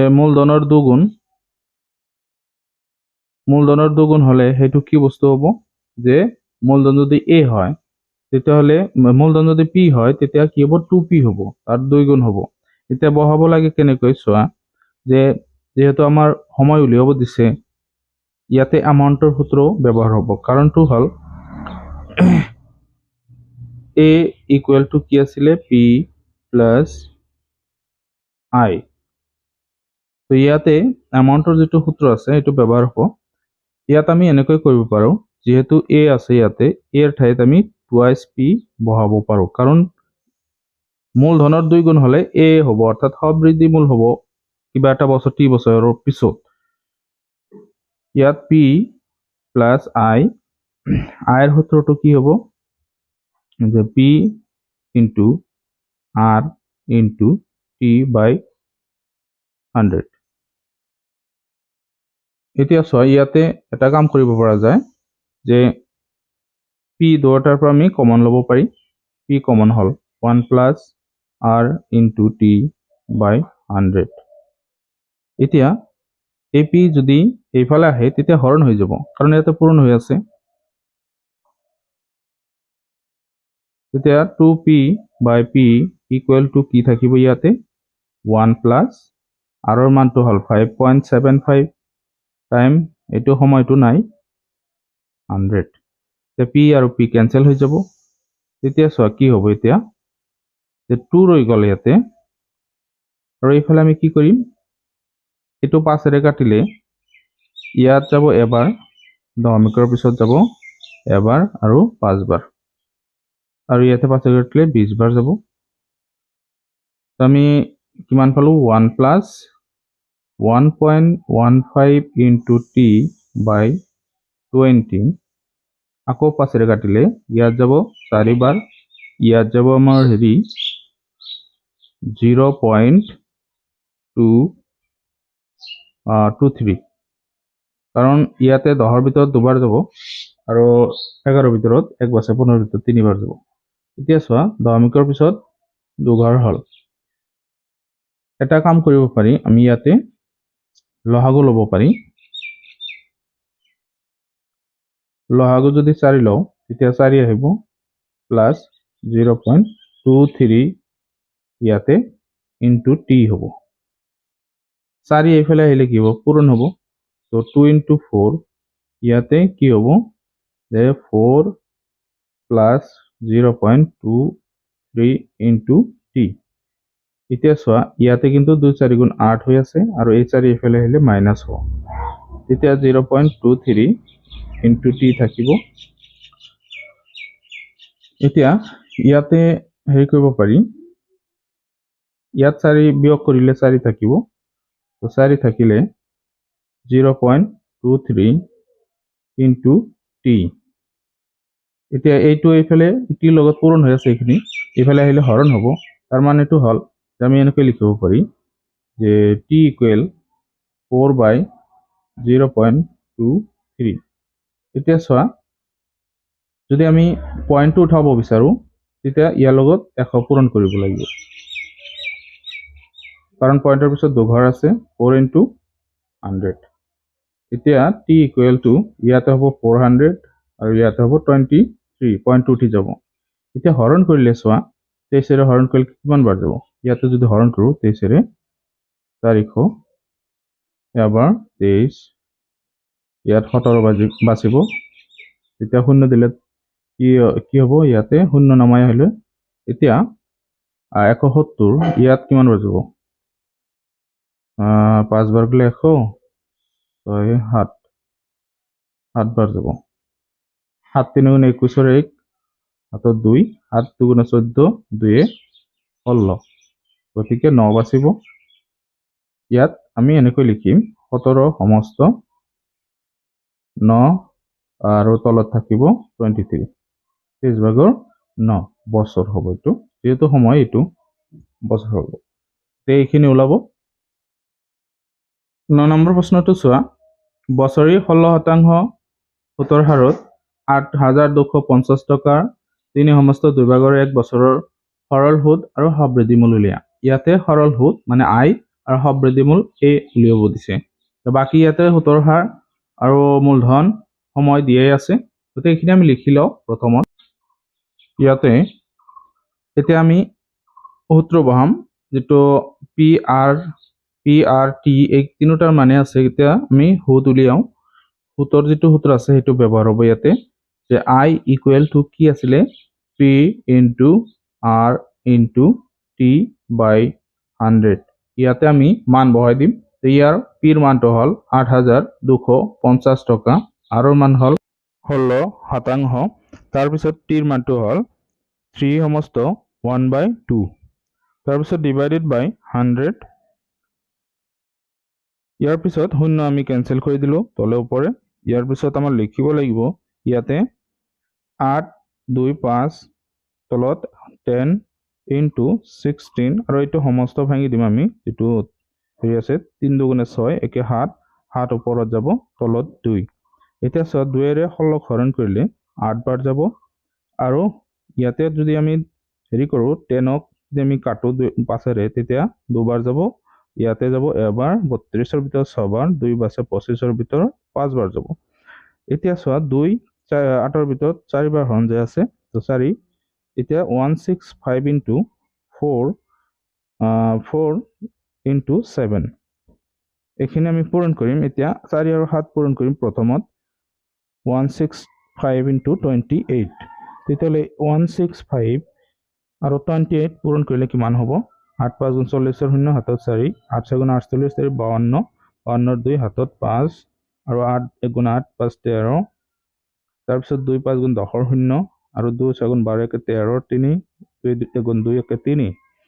এতিয়া যোগ কৰিলে 0 2 6 4। এতিয়া চোৱা, ইয়াতে আমি পূৰণ কৰি 4,620 টকা পালোঁ। এইখিনি সুদ পালোঁ আমি। এতিয়া কি কৰিব লাগিব? আমাৰ সবৃদ্ধি মূল নিৰ্ণয় কৰিব লাগে। এতেকে a equal to P plus আই। তো ইয়াতে পিৰ মানটো হ'ল 8,250 টকা, আৰু আই পালোঁ আমি কিমান? 4,620 টকা। গতিকে এইখিনি যোগ কৰিলে কি হ'ব? 0 0 0 5 2 7 2 6 8 আৰু 8 4 12, গতিকে 12,870 টকা আমি এইখিনি কি পালোঁ? সবৃদ্ধি মূল পালোঁ। গতিকে আমি গোটেইখিনি পালোঁ। এতিয়া বাকী গোটেই সুতো পালোঁ আমি। নেক্সট 9 নম্বৰ প্ৰশ্নটো হ'ল, নৰেনে গ্ৰামীণ বিকাশ বেংকৰ পৰা 2,000 টকা বা 2000 চনৰ জানুৱাৰী মাহৰ 3 তাৰিখে 16,500 টকা বছৰি 18% হাৰত ঋণ ল'লে। তেওঁ এই ধন একে বছৰৰ মাৰ্চ মাহৰ 16 তাৰিখে পৰিশোধ কৰিলে। তেওঁ বেংকক মুঠতে কিমান টকা পৰিশোধ কৰিবলগীয়া হ'ল নিৰ্ণয় কৰা। চ' ইয়াতে সময়টো কেনেকুৱা আছে? 2000 চনৰ জানুৱাৰী মাহৰ 3 তাৰিখে বুলি কৈছে। তেতিয়াহ'লে ইয়াত আমাৰ এই সময়টো বুজিব লাগিব। ইয়াত সুতৰ হাৰ 18% আছে, এইটো হাৰ মূলধন, তাৰপিছত পৰিশোধ কৰিলে কিমান তাৰিখে 16 তাৰিখে এইটো হ'ল একে বছৰৰে 16 তাৰিখ কিন্তু মাৰ্চ মাহৰ 16 তাৰিখ তো এইটো আমি এনেকৈ বুজিব লাগিব সো বস্তুটো এনেকুৱা হ'ব ইয়াতে আমাৰ সুতৰ হাৰ 18% দিয়া আছে মূলধন 16,500 টকা দিয়া আছে সময়টো হ'ব এনেকুৱা যে জানুৱাৰী মাহৰ 3 তাৰিখে টকাটো লৈছিল তেতিয়াহ'লে 3 তাৰিখটো আমাৰ বাদ দিব লাগিব আমাৰ কি কৰিব লাগিব জানুৱাৰী মাহ যেহেতু আমাৰ 31 তাৰিখ হয় 31 দিনীয়া হয় তেতিয়াহ'লে 31 দিনীয়া হ'লে তাৰ পৰা 3 দিন বাদ দিব লাগিব বাদ দিলে তেতিয়া কি হ'ব 28 দিন হ'ব জানুৱাৰী মাহৰ 28 দিন হ'ব তো পইচাটো বা টকাটো কিমান দিন ৰাখিব জানুৱাৰী মাহৰ 28 দিন ৰাখিব কাৰণ 3 তাৰিখে লৈছিলে টকাখিনি এতিয়া চোৱা ফেব্ৰুৱাৰী মাহৰ অৰ্থাৎ এইটো 2000 যেটো আছে 2000 চন বুলি কোৱা হয় এইটো 2000 চনত লৈছিল এইবিলাক চন হয় এতিয়া চোৱা 2000 চন ফেব্ৰুৱাৰী মাহটো কিমান দিনীয়া হ'ব 29 দিনীয়া কাৰণটো কি হ'ল যে 2000 চনটো হ'লে যেটো নাকি আমাৰ 4 ৰে হৰণ যায় যেটো চন হেতুত লিপ ইয়াৰ বছৰ হয় আৰু লিপ ইয়াৰ বছৰটো কি হয় একদিন বাঢ়ি যায় এনে কিন্তু ফেব্ৰুৱাৰী মাহটো 28 দিনীয়া হয় কিন্তু লিপ ইয়াৰ বছৰ হ'লে হেতু কি হয় 29 দিনীয়া হয় এই কাৰণে আমাৰ বুজিব লাগিব ইয়াতে যে 2000 চনটো 4 ৰে হৰণ যায় যাৰ বাবে এটো কি হ'ব লিপ ইয়াৰ বছৰ হ'ব এতিয়া চোৱা লিপ ইয়াৰ বছৰ হ'লে 29 দিন হয় ইয়াৰ 29 দিন ধৰিলো মাৰ্চ মাহটো হ'ল কিমান দিন 16 তাৰিখে তেওঁ ঋণ পৰিশোধ কৰিলে তেতিয়াহ'লে 16 দিন এই মাহটোৰ 16 দিনেই ধৰিব লাগিব কাৰণ 16 দিন তেওঁ কি কৰিলে টকাখিনি ৰাখিলে তেতিয়াহ'লে 16 দিন এইখিনি যোগ কৰিব লাগিব এতিয়া 8 9 17 আৰু 6 23 23 3 7 2 2 2 4 1 5 7 2 7 তেতিয়াহ'লে কিমান দিন হ'ল টোটেল ইয়াতে 73 দিন অৰ্থাৎ মোট 73 দিন হ'ল এতিয়া এই 73 দিন সময় যদি আমি হেৰি কৰো বছৰ বনাও তেতিয়াহ'লে কি হ'ব t ইকুৱেল টু 73 ডিভাইডেড বাই 365 কাৰণটো হ'ল যে বছৰত কিমান দিন হয় 365 দিন হয় এই কাৰণে আমি 73ক 365 হৰণ কৰিলে বছৰ হৈ যাব এটোক আমি বছৰ বুলি লিখিব পাৰো এতিয়া কথাটো হ'ল যে 73 65ৰ 365ৰ ভিতৰত হৰণ যাব 5 বাৰ চোৱা 5 বাৰ হৰণ যায় কেনেকৈ আমি যদি পূৰণ কৰো 5 3 গুণ 15 5 7 1 5 7 গুণ 35 আৰু 1 34 হয় তেতিয়াহ'লে আমি কিমান পালো ওপৰত 1 তলত 5 বছৰ তেতিয়াহ'লে এই 73 দিন মানে হ'ল 1/5 বছৰ এতিয়া এই সময়খিনিৰ তেওঁ কি কৰিলে 16 তাৰিখে টকা পৰিশোধ কৰিলে এতিয়া কিমান টকা পৰিশোধ কৰিব লাগিব হেখিনি উলিয়াব লাগে তেতিয়াহ'লে হুতেমুলে যিমানখিনি হয় সেই গোটেইখিনি উলিয়াব লাগিব এতিয়া চোৱা ইয়াতে হুতেমুলে সূত্ৰটো কেনেকুৱা আছিল যে এমাউন্টৰ যেটো সূত্ৰ আছে p প্লাস i এটো হ'ব এমাউন্টৰ সূত্ৰ p ৰ মানটো হ'ল কিমান যে 16500 টকা তেওঁ লৈছিল আৰু i ৰ সূত্ৰটো হ'ল p * r * 100 r * t এটো t ডিভাইডেড বাই 100 এটো আছিল এতিয়া ইয়াতে হেৰি কৰা 16500 ইয়াতে 16500 কাৰণ এটো p আছে ইয়াত r ৰ মান হ'ল 18% আৰু টাইমটো হ'ল কিমান এইটো যেটো আছে 1/5 ডিভাইডেড বাই এখিনিত হ'ব 100 ইয়াতে আমি কি কৰিব পাৰো এইটো কমন লব পাৰো 16500 এখিনি কমন ললে ইয়াতে থাকিব 1 আৰু ইয়াৰ পৰা এইটো গুচি যাব কাৰণ এইটো কমন লোৱা হৈছে ইয়াতে থাকিব আমাৰ ওপৰত থাকিব 18 এই 5 টো তলত গুচি যাব 5 তলত আহি যাব আৰু লগতে ইয়াত তলত আছিল কিমান 100 তেতিয়াহ'লে 100 আমি আগত লিখিলো এতিয়া চোৱা 16500 ইয়াতে যদি আমি হেৰি কৰো এখিনি আমি লহাগু লব লাগিব ইয়াৰ লগত 1 পূৰণ কৰিলে 500 হ'ব তেতিয়াহ'লে 1 + 18/500 এতিয়া ইয়াতে আমি 2 ৰে হৰণ কৰিব পাৰি 9 বাৰ ইয়াতে 250 এতিয়া চোৱা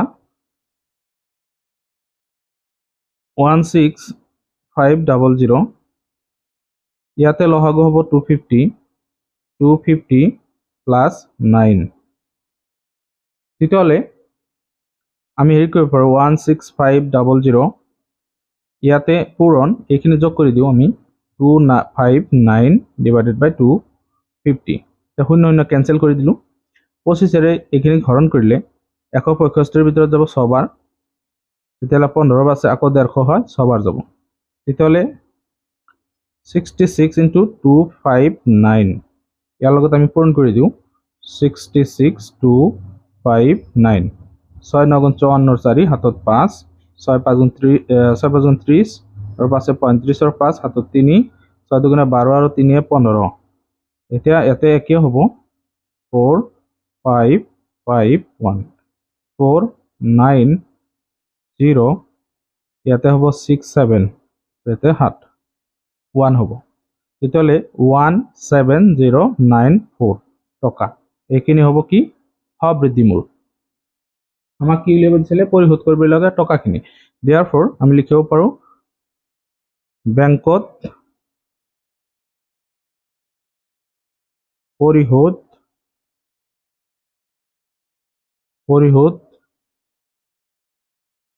কৰিবলগীয়া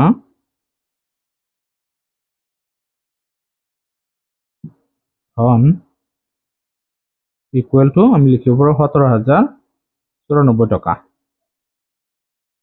ইমান টকা তেওঁ দিব লাগিব তেওঁ লৈছিলে কিমান 16,500 দিব লাগিব 17,094 টকা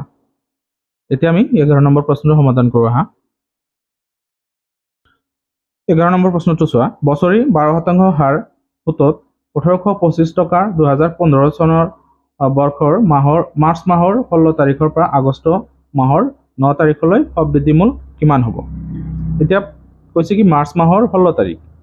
তেতিয়াহ'লে ইয়াতে আমাৰ 16 দিন বাদ যাব এতিয়া মাৰ্চ মাহৰ কিমান দিন হয় সেইটো জানিব লাগিব কাৰণ মাৰ্চ মাহটো আমাৰ কি হয় 31 দিনীয়া হয় সেইকাৰণে 31ৰ পৰা 16 বাদ দিব লাগিব আৰু আগষ্ট মাহৰ 9 তাৰিখলৈ ৰাখিছিল তেতিয়াহ'লে তাতে 9 দিন ধৰিব লাগিব এতিয়া মাজৰ যিবিলাক মাহ আছে সেইবিলাকো আমাৰ ধৰিব লাগিব তেতিয়াহ'লে আমি এইখিনি লিখি লওঁ ইয়াতে আমাৰ যিখিনি দিয়া আছিলে সুতৰ হাৰ 12% মূলধন আৰু 1825 টকা সময়টো হ'ব যে মাৰ্চ মাহটো আছিল কিমান 2015 চনৰ তো মাৰ্চ মাহটো হ'ল আমাৰ 31 দিনীয়া তো 31 দিনৰ পৰা কি কৰিব লাগিব 16 তাৰিখে যেহেতু পইচাটো লৈছিল টকাটো 16 তাৰিখ বাদ দিব লাগিব তেতিয়া থাকিব 15 দিন আৰু তাৰপিছত হ'ব মাৰ্চৰ পিছত এপ্ৰিল মাহ 30 দিনীয়া 30 দিন হ'ব মে মাহ 31 দিনীয়া 31 দিন হ'ব জুন মাহ হ'ল 30 দিনীয়া 30 দিন হ'ব জুলাই হ'ল 31 দিনীয়া 31 দিন হ'ব আগষ্ট মাহৰ 9 তাৰিখে তেওঁলোকে কি কৰিলে টকাখিনি 9 তাৰিখলৈকে ৰাখিলে মানে 9 তাৰিখলৈকে সবৃদ্ধি মূল কিমান হ'ব সেইটো উলিয়াব দিছে তেতিয়াহ'লে 9 তাৰিখ আমি 9 দিন ৰাখিলে এইটো আগষ্ট মাহত তেওঁ 9 দিন ৰাখিলে সেই 9 দিন ধৰিব লাগিব তেতিয়াহ'লে গোটেইখিনি আমি যোগ কৰিলে 146 দিন আমি পাম এতিয়া কথাটো হ'ল যে এইখিনি সময় যদি আমি বছৰত প্ৰকাশ কৰোঁ তেতিয়াহ'লে ইয়াত টি ইকুৱেল আমি কি লিখিব পাৰিম 146 ডিভাইড 365 এইখিনি আমি বছৰ বুলি ক'ব পাৰি এতিয়া চোৱা ইয়াত যদি আমি হৰণ কৰোঁ 73 ইয়াত যাব দুবাৰ ইয়াত যাব 5 বাৰ তেতিয়াহ'লে 2/5 বছৰ আমি পাম এতিয়া আমি কি উলিয়াম ইয়াতে সবৃদ্ধি মূল উলিয়াম দুটা পদ্ধতিৰ দ্বাৰা উলিয়া যায় যে আগত আমি সুত উলিয়াই ল'ম তাৰপিছত আমি এমাউণ্ট ওলালেও হ'ব এতিয়া চোৱা ইয়াতে আমি হেৰি কৰিব পাৰোঁ আগত সুতটো উলিয়াম 2 নিয়মত তোমালোকৰ এই 10 নম্বৰটো যিটো আছে নিয়ম এইটো এটা নিয়ম হয় 10 নম্বৰ যিটো গণিত কৰা হ'ল তাতে এটা নিয়ম আছে আৰু এইটো এটা নিয়ম হ'ব দুটা একে হয় আগত সুত উলিয়াই আমি সবৃদ্ধি মূল উলিয়াব পাৰি আৰু সবৃদ্ধি মূল একেবাৰে উলিয়াব পাৰি আইৰ সূত্ৰটো হ'ল P into R into T বাই 100 এতিয়া চোৱা পিৰ মানটো হ'ল 1800 কিমান 25 টকা আৰু 12% আৰু সময় হ'ল কিমান এইটো 2/5 ডিভাইড 100 এতিয়া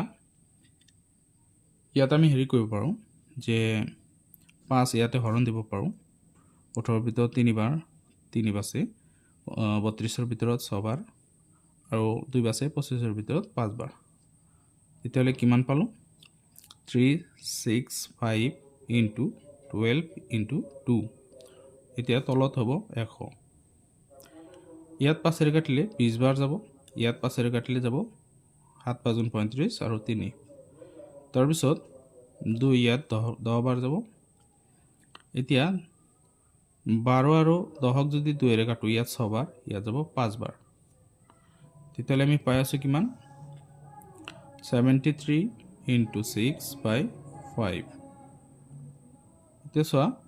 এই দুটা আমি পূৰণ কৰি দিম 6 3 18 8 6 7 গুণ 42 আৰু 1 43 আৰু তলত 5 এতিয়া এইখিনি হৰণ কৰি দিও আমি 5 4 এৰ ভিতৰত নাযায় 43 এৰ ভিতৰত 8 বাৰ 3 বাছে 38 এৰ ভিতৰত 7 বাৰ আকৌ 3 বাছে তেতিয়াহলে 3 হলে 30 হ'ব দশমিক আহিব তেতিয়া 30 এর ভিতৰত 6 বাৰ যাব শূন্য দিব পাৰে আমি ইমান টকা আমি সুদ পাম ইমান টকা যদি সুদ হয় তেতিয়াহলে হৰবৃদ্ধি মূলটো কিমান হ'ব a = যেহেতু p + i এর সূত্র তো p এর মান আছিল 1825 টকা আৰু সুদ পালো আমি 87.60 টকা এতিয়া যোগ কৰি দিলে হল ইয়াত আমি এনেকৈ যোগ কৰিম 1825.00 দিম আৰু ইয়াতে হ'ব আমাৰ 87.60 ইয়াতে 5 7 12 2 2 8 10 1 11 8 1 9 1 1912.60 টকা এইখিনি টকা তেও কি হ'ব হৰবৃদ্ধি মূল হ'ব তো হৰবৃদ্ধি মূল আমি পালো এতিয়া আমি 12 নম্বৰটো সমাধান কৰো আহা 12 নম্বৰ প্ৰশ্ন বছৰি 12% সুতৰ হাৰত কিমান টকাৰ আঢ়াই বছৰৰ মানে সমস্ত দুই ভাগৰ এক বছৰৰ সৰল সুদ 277.50 টকা হ'ব তো এই যিখিনি দি আছে আমি লিখি লও এখিনি সো ইয়াতে অকল মূলধনটো আমাৰ উলিয়াব দিছে বাকিখিনি দি আছে তো মূলধনৰ এটা সূত্ৰ আছে সেই হিচাপত যদি আমি কৰিব যাও এতিয়া ইয়াতে আমি এটো ভাঙি লও আগতে যে 2 2 গুণ 4 1 5 5 ওপৰত যাব 2 তলত থাকিব ইমান বছৰ হ'ব এতিয়া মূলধন যদি উলিয়াব লাগে তাৰ সূত্ৰটো হ'ব p = i into 100 sorry I into 100 হ'ব 100 by r into t ইয়াতে যদি আমি মান বহাও i এর মান কিমান আছে 277.50 into 100 আৰু r এৰ মান আছে কিমান r এৰ মানটো হল 12 আৰু t এৰ মানটো হল 5/2 এতিয়া চোৱা ইয়াতে 2 12 ভিতৰত 6 বাৰ হৰণ যায় তেতিয়া 6 5 গুণ 30 হ'ব আৰু এইখিনি 1 লগত পূৰণ হলে এই দশমিকটো উঠি যাব 27750 হ'ব তে 0 0 ক্যান্সেল হল এতিয়া 3 ৰে হৰণ কৰা 3 27 এৰ ভিতৰত যায় কিমান বাৰ 9 বাৰ 7 এৰ ভিতৰত 2 বাৰ 1 বছৰ 15 এৰ ভিতৰত 5 বাৰ তেতিয়াহলে কিমান পালো 925 টকা তো 925 টকা কি হ'ব মূলধন therefore মূলধন p = 925 টকা এটো সমাধান আছিল 13 নম্বৰটো কৰো আহা 13 নম্বৰটো হল কিমান টকা বছৰি 12.5% হাৰত 3 বছৰৰ 1999 টকা হ'ব ইয়াতে সুতৰ হাৰ এটো সময় আৰু এটো হল হৰবৃদ্ধি মূল গতিকে ইয়াতো আমাৰ মূলধন নাই মূলধন উলিয়াব লাগে ইয়াত চোৱা আমি মূলধনৰ ইয়াতে আমি উলিয়াব লাগে মূলধনৰ সূত্ৰ ব্যৱহাৰ কৰিলে নহব কাৰণ ইয়াতে কি নাই r এর মান আছে t এর মান আছে i এর মানটো নাই i এর মান থাকিলে আমি উলিয়াব পাৰিলে হয় তেতিয়ালে আমাৰ যেটো এমাউন্টৰ যেটো সূত্ৰ আছে হেতু ব্যৱহাৰ কৰিব লাগিব এমাউন্ট মানে হৰবৃদ্ধি মূল p + i ইয়াত চোৱা এৰ মানটো মানে এমাউন্টটো দি আছে আমাৰ কিমান 1199 টকা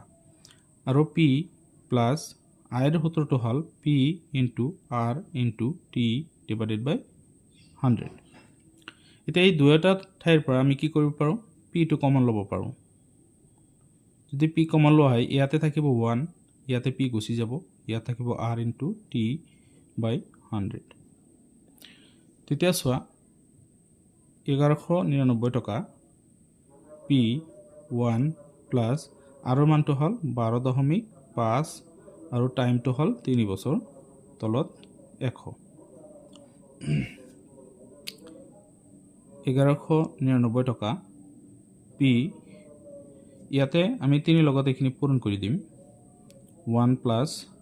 3 5 গুণ 15 5 3 2 গুণে 6 1 7 3 1 গুণ 3 ইয়াত দশমিক হ'ব 100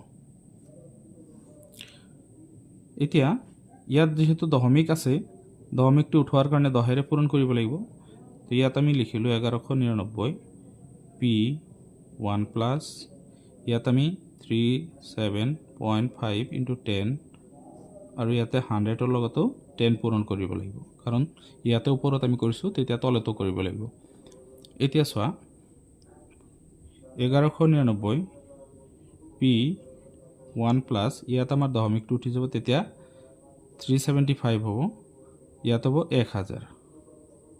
এতিয়া ইয়াত হেৰি কৰিব পাৰা 5ৰে কাটিব পাৰা নাইবা 25ৰে হৰণ দিব পাৰা 5ৰে কাটিলে ইয়াত 1ৰ ভিতৰত 20 বাৰ আৰু 0 এটা 200 বাৰ যাব ইয়াত 5ৰে কাটিলে 7 বাৰ আৰু 2 পাছে 25ৰ ভিতৰত 5 বাৰ তেতিয়াহ'লে আমি পালোঁ 1199 পি তাৰপিছত হ'ব আমাৰ কিমান 1 প্লাছ 75/200 এতিয়া ইয়াতে 25ৰে কাটি দিয়া 25 ইয়াত 8 বাৰ যাব ইয়াত 3 বাৰ যাব তেতিয়াহ'লে 3 বাৰ গ'লে 1199 পি ইয়াত কিন্তু 8 লহাগু হ'ব 8 যোগ 3 1199 পি ইনটু 11/8 হ'ব এই দুটা যোগ কৰি দিব লাগিব তো এইটো 8 এইফালে আহিলে পূৰণ হ'ব কাৰণ হৰণ হৈ আছে সকলে আৰু 11 এইফালে আহিলে হৰণ হ'ব পি এতিয়া চোৱা 11 আমি এইখিনি হৰণ কৰিম কিমান বাৰ যাব 119ৰ ভিতৰত কিমান বাৰ যায় 119ৰ ভিতৰত 10 বাৰ যাব তেতিয়াহ'লে 110 হয় 9 বাছে 99ৰ ভিতৰত 9 বাৰ অৰ্থাৎ এইখিনি 109 বাৰ যাব ইয়াতে হৰণ এতিয়া 109ৰ লগত যদি 8 পূৰণ কৰা হয় 8 9 গুণ 72ৰ 2 হাতত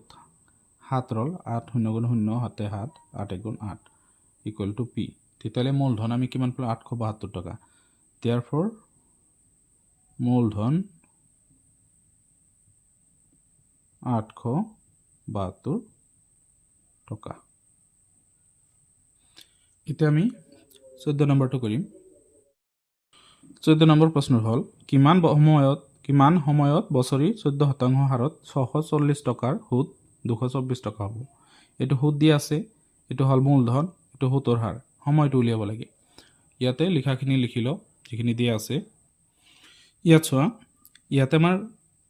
এইখিনি দিয়া আছিলে সময়টো উলিয়াব লাগিব তো সময়ৰ সূত্ৰটো হ'ব I into 100 divide P into R ইয়াত মান বহাই দিলে আইৰ মানটো হ'ল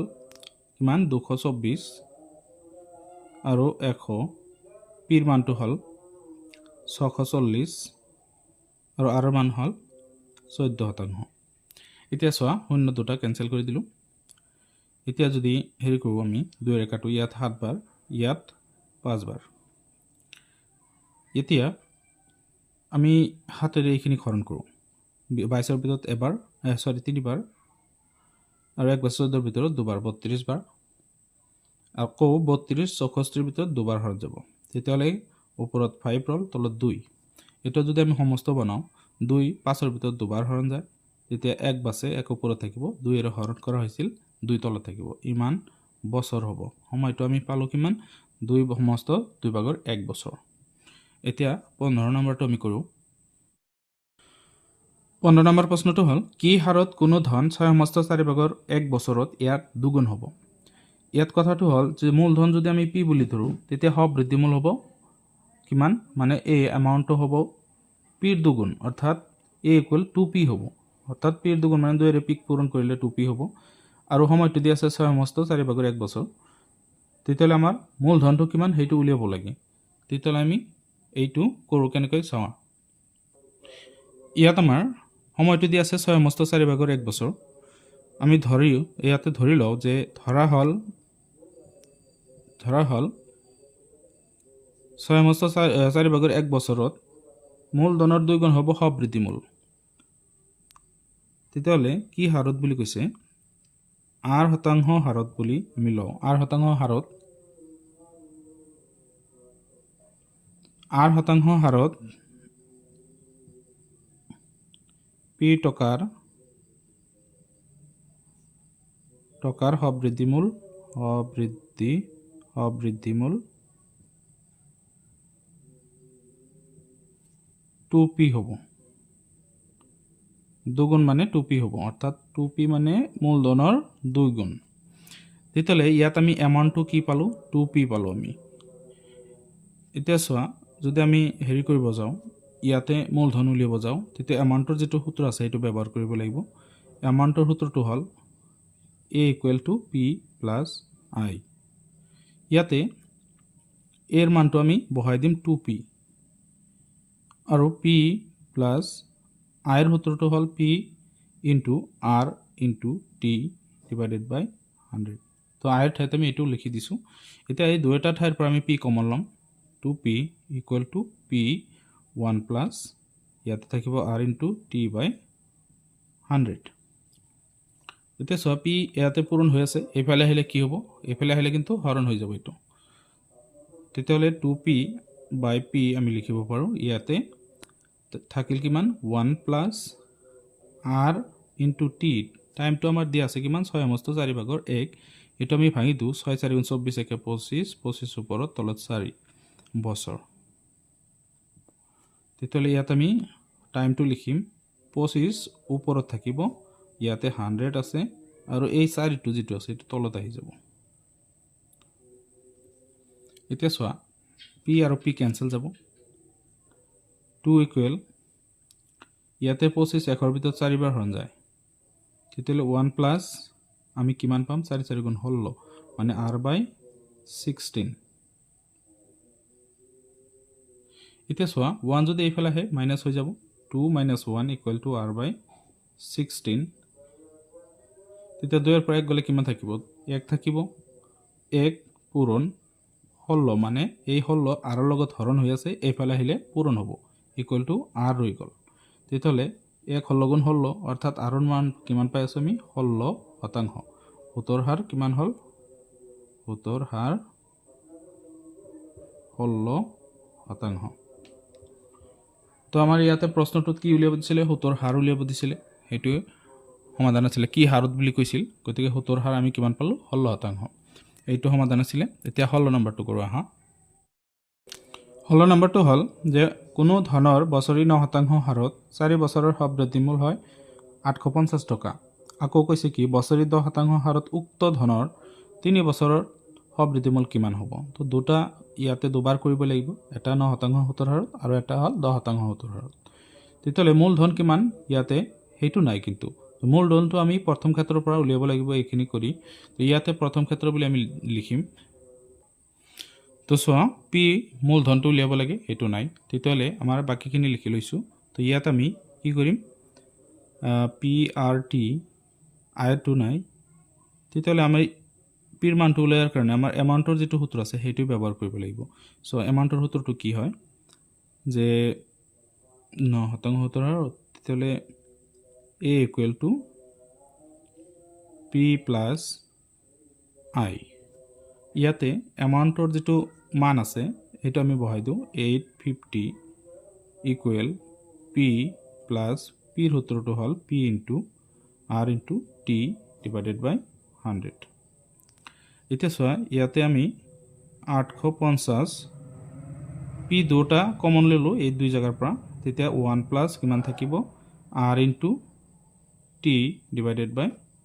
ইয়াতে 100 হ'ব এতিয়া চোৱা ইয়াত আমি হেৰি কৰিব পাৰো r ৰ মান বহাই দিও আৰু টাইমটো বহাই দিম আমি তেতিয়া হলে ইয়াত আমাৰ 850 টকা আছিল p 1 প্লাস r ৰ মানটো হল আমাৰ 9 আৰু টাইমটো হল আমাৰ 4 বছৰ তাৰ তলত 100 এতিয়া চোৱা 4 ইয়াতে 25 বাৰ হৰণ যায় তেতিয়া হলে 850 = p ইয়াত চোৱা 25 কিন্তু লহাগু হ'ব তো 25 + 9 তেতিয়া হলে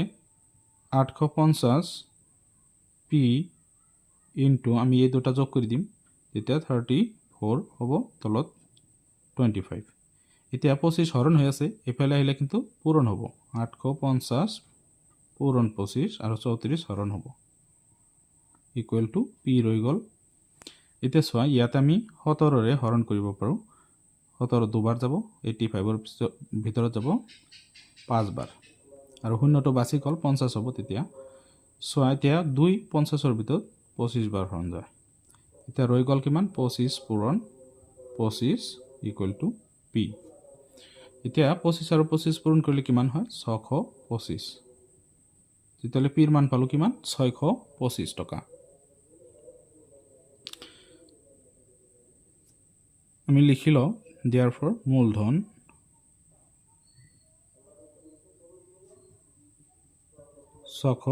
টকা এতিয়া এইটো হ'ল আমাৰ প্ৰথম ক্ষেত্ৰ গ'ল এতিয়া দ্বিতীয় ক্ষেত্ৰ সেইটো আমি কৰিম দ্বিতীয়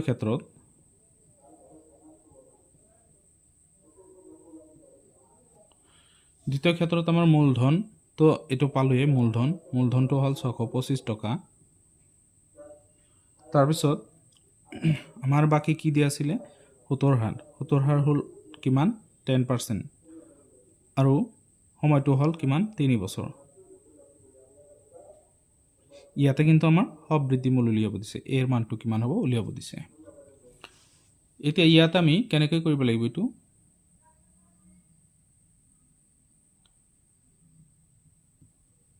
এমাউন্টটো আমি উলিয়াব পাৰি কিন্তু আগতে যদি হুত উলিয়াই লওঁ সেইটো সুবিধাজনক হ'ব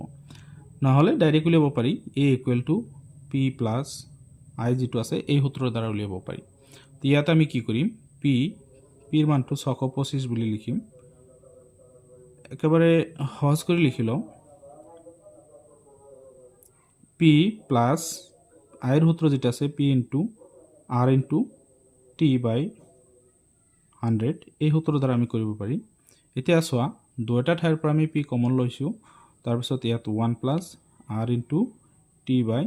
100 লিখিছো এতিয়া ইয়াতে মান বহাই দিম আমি p এর মান 625 1 প্লাস r এর মান হল 10 আৰু টাইম হল 3 বছৰ 100 ইয়াত 10 বাৰ হৰণ যাব এতিয়া 625 ইয়াতে 10 লহাগু ললো 10 প্লাস 3 হ'ব তেতিয়ালে 625 পূৰণ 13 বাই 10 হ'ব ইয়াতে চোৱা শূন্য কি 5 এৰে কাটিলে আমি দুবাৰ যাব ইয়াতে 5 এৰে কাটিলে একবাৰ দুইবাৰ আৰু 5 বাৰ 125 বাৰ যাব এতিয়া চোৱা ইয়াত 13 আৰু 125 পূৰণ কৰি দিম 125 13 3 5 গুণ 15 5 1 3 2 গুণ 6 1 7 3 1 গুণ 3 1 5 গুণ 5 1 2 গুণ 2 আৰু 1 1 গুণ 1 5 7 5 12 2 5 6 1 কিমান পাৰো 1625 তলত 2 এটা 2 এর হরণ করলে ইয়ার আধা হয়ে যাব 812.50 টাকা হব অর্থাৎ এইখানে আমি কি পালো সবৃদ্ধি মূল পালো 812.50 টাকা মানে 50 পয়সা এইখানে তো আমাক সবৃদ্ধি মূল উলিয়াব দিছিলে সবৃদ্ধি মূল আমি উলিয়াইলো দ্বিতীয় ক্ষেত্র এতিয়া আমি 17 নম্বৰ প্ৰশ্নটো সমাধান কৰো হা 17 নম্বৰ প্ৰশ্ন কিমান সময়ত কোনো ধন বছৰি 8% সুতৰ হাৰত ইয়াৰ দুগুণ হ'ব কিমান সময়ত বুলি কৈছে সময়টো নাই কোনো ধন মানে মূলধনো নাই সুতৰ হাৰটো আছে আৰু মূলধনৰ দুগুণ হ'ব সবৃদ্ধি মূল হেতু হে ইয়াতে হ'ব এতিয়া চোৱা যিখিনি ইয়াত আমি ধৰিলাম বস্তুটো ইয়াত ধৰা হৈছে যে টি সময়ত পি টকাৰ 8% সুতৰ হাৰত ইয়াৰ দুগুণ অৰ্থাৎ 2p হ'ব এতিয়া ইয়াতে যেহেতু ইয়াতে এমাউন্টটো যেটো আছে মানে সবৃদ্ধি মূলটো হ'ব 2p আৰু সুতৰ হাৰ যেটো আছে r এটো 8% দিয়া আছে মূলধন p আৰু সময় t আমি ধৰি লৈছো এটা কথাটো হল ইয়াতে আমাৰ কি উলিয়াব দিছে ইয়াতে কিমান সময়ত বুলি কৈছে অৰ্থাৎ টাইমটো উলিয়াব দিছে আমাৰ টাইমটো কিমান হ'ব সময়টো কিমান হ'ব তো ইয়াৰ কাৰণে আমাৰ যেটো এমাউন্টৰ সূত্ৰ হেইটোই ব্যৱহাৰ হ'ব a equal to p plus i ইয়াতে a equal to p plus p into r into t বাই 100 এই সূত্ৰটোৱে ব্যৱহাৰ হ'ব অৰ্থাৎ ইয়াতে আমি লিখিব পাৰো যে r যেটো সূত্ৰ আছে এটো p into r into t বাই 100 সৰল সূত্ৰ যেটো এতিয়া চোৱা আগৰ নিচিনা কৈ আমি এই দুটাৰ পৰা পি কমন ল'ম তাৰপিছত ইয়াতে 1 থাকিব পিৰ ঠাইত ইয়াতে পি গুচি যাব তো ওপৰত থাকিব r ইনটু টি বাই 100 এতিয়া চোৱা এৰ মানটো হ'ব গৈ 2p কাৰণ দুগুণ হ'ব মূলধনৰ এতিয়া এৰ ঠাইত আমি 2p বহালো p 1 plus r r ৰ মানটো আছে কিমান 8 কিন্তু টাইমটো আমাৰ ইয়াতে দিয়া নাই 100 এতিয়া চোৱা এই p টো পূৰণ হৈ আছে ইয়াৰ লগত এইখিনিৰ লগত তেতিয়া এইফালে আহিলে কি হ'ব হৰণ হ'ব তো 2p by p equal to আমি লিখিম কি ইয়াতে 1 প্লাস চোৱা 8 4 ৰে কাটিলে দুবাৰ যাব ইয়াত 4 ৰে কাটিলে 25 বাৰ যাব তেতিয়া ইয়াত 2t ৰল আৰু তলত 25 ৰৈ গ'ল এতিয়া আমি কি কৰিব পাৰো চোৱা p ইয়াতে আমি ক্যান্সেল কৰি দিব পাৰো তেতিয়ালে 2 ৰৈ গ'ল এতিয়া 1 যদি এইফালে আহে মাইনাস হ'ব কাৰণ ইয়াতে প্লাস হৈ আছে তেতিয়া 2t বাই 25 ৰৈ গ'ল তেতিয়া 2 পৰা 1 গ'লে কিমান থাকিব 1 25 এইফালে আহিলে হ'ব পূৰণ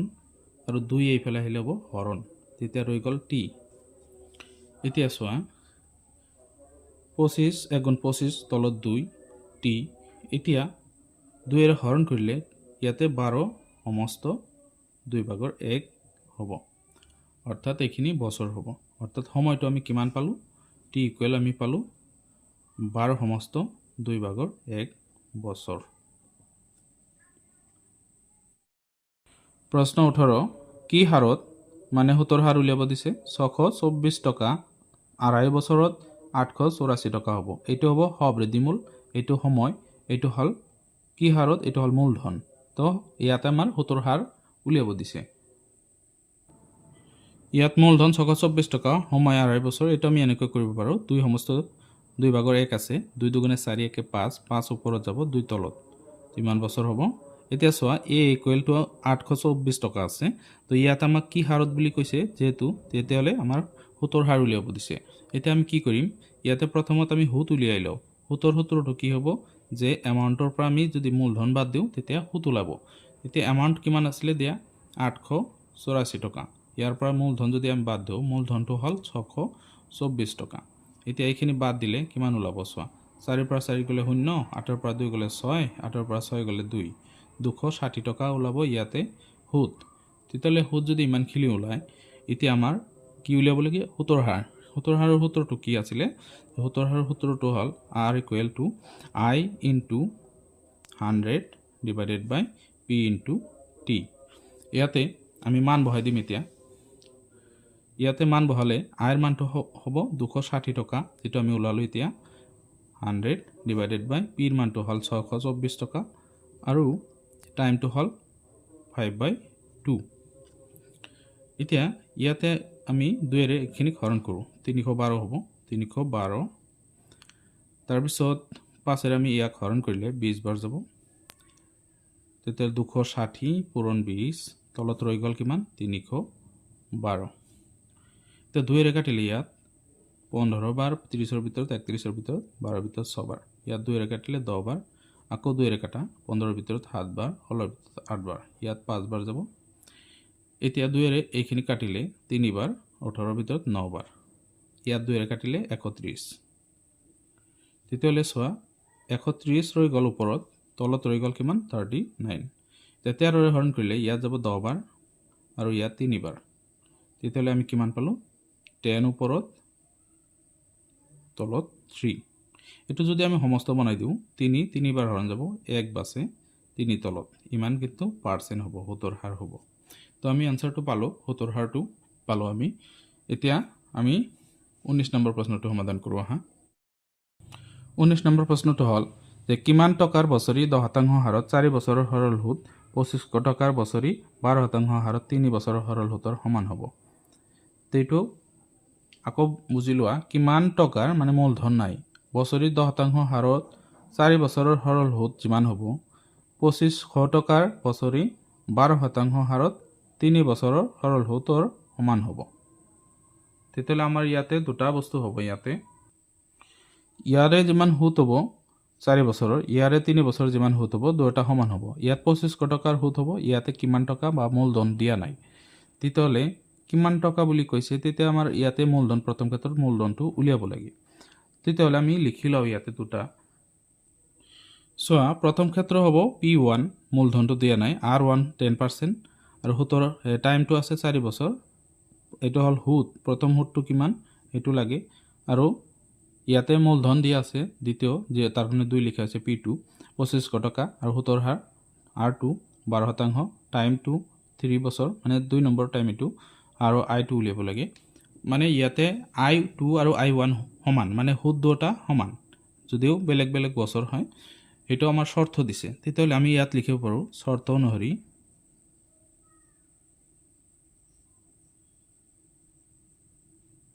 শৰ্তমতে বা শৰ্ত অনুসৰি ইয়াত আমি লিখিম I1 ইকুৱেল টু I2। তেতিয়াহ'লে চোৱা, I1ৰ ক্ষেত্ৰত হ'ব কি, যে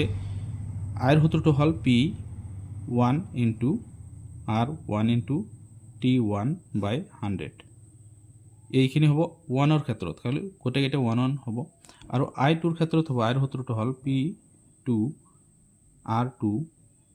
T2। দ্বিতীয় ক্ষেত্ৰৰ কাৰণে 2 আহিব। এতিয়া চোৱা, ইয়াতে আমি মান বহাই দিলে কি হয়, যেহেতু P1ৰ মান নাই, সৰি এইটো পূৰণ হ'ব।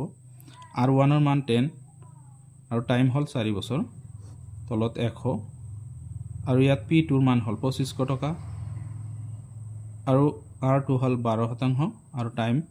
3 বছৰ, তলত 100। এতিয়া চোৱা, 100 কেঞ্চেল যাব তলে তলে, কাৰণ এইটো এইফালে আহিলে কি হ'ব, পূৰণ হৈ যাব, ইয়াৰ লগত হৰণ হৈ যাব। তেতিয়া এতিয়া আমি কি কৰিব পাৰোঁ, এইখিনি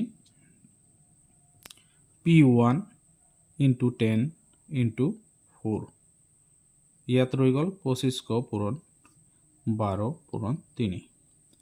এতিয়া এই দুটা বস্তু সফালে হৰণ হ'ব গ'লে ইয়াত পূৰণ হৈ আছে, তো P1 ইকুৱেল টু আমি লিখিব পাৰোঁ 2500 পূৰণ 12 পূৰণ 3, তলত হ'ব 10 পূৰণ 4। এতিয়া 4 ইয়াতে 3 বাৰ হৰণ যায়, 0 0 কেঞ্চেল দিলোঁ, তেতিয়া তলত একো নাথাকিল, ইয়াত হ'ব 250, 3 3 গুণে 9। এতিয়া 9 0 গুণ 0, 9 5 গুণ 45, 5 হাতত 4, 9 2 গুণ 18, আৰু 4 22। তেতিয়াহ'লে P1 মানে প্ৰথম মূলধনটো আমি কিমান পালোঁ, 2250 টকা। তেতিয়াহ'লে আমাৰ প্ৰথমত কিমান টকাৰ বুলি কৈছিলে, দিয়াৰ ফৰ মূলধন, প্ৰথমৰ মূলধন যেটো আছিলে, মূলধন আমি কিমান পালোঁ, 2250 টকা।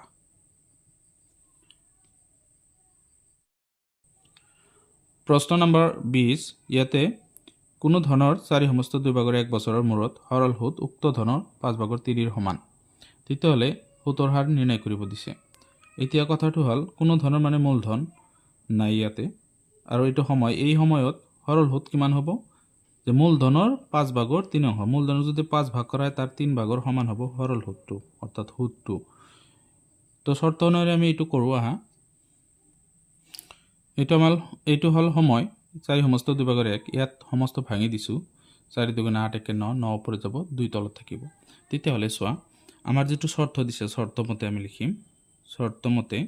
যে সুতটো কি হয়, সৰল সুতটো হয় মূলধনৰ কিমান 3/5ৰ সমান, যে 5 ভাগৰ 5ৰে হৰণ যাব তাৰ 3 অংশ, তেতিয়াহ'লে পিৰ লগত এইখিনি পূৰণ হ'ব।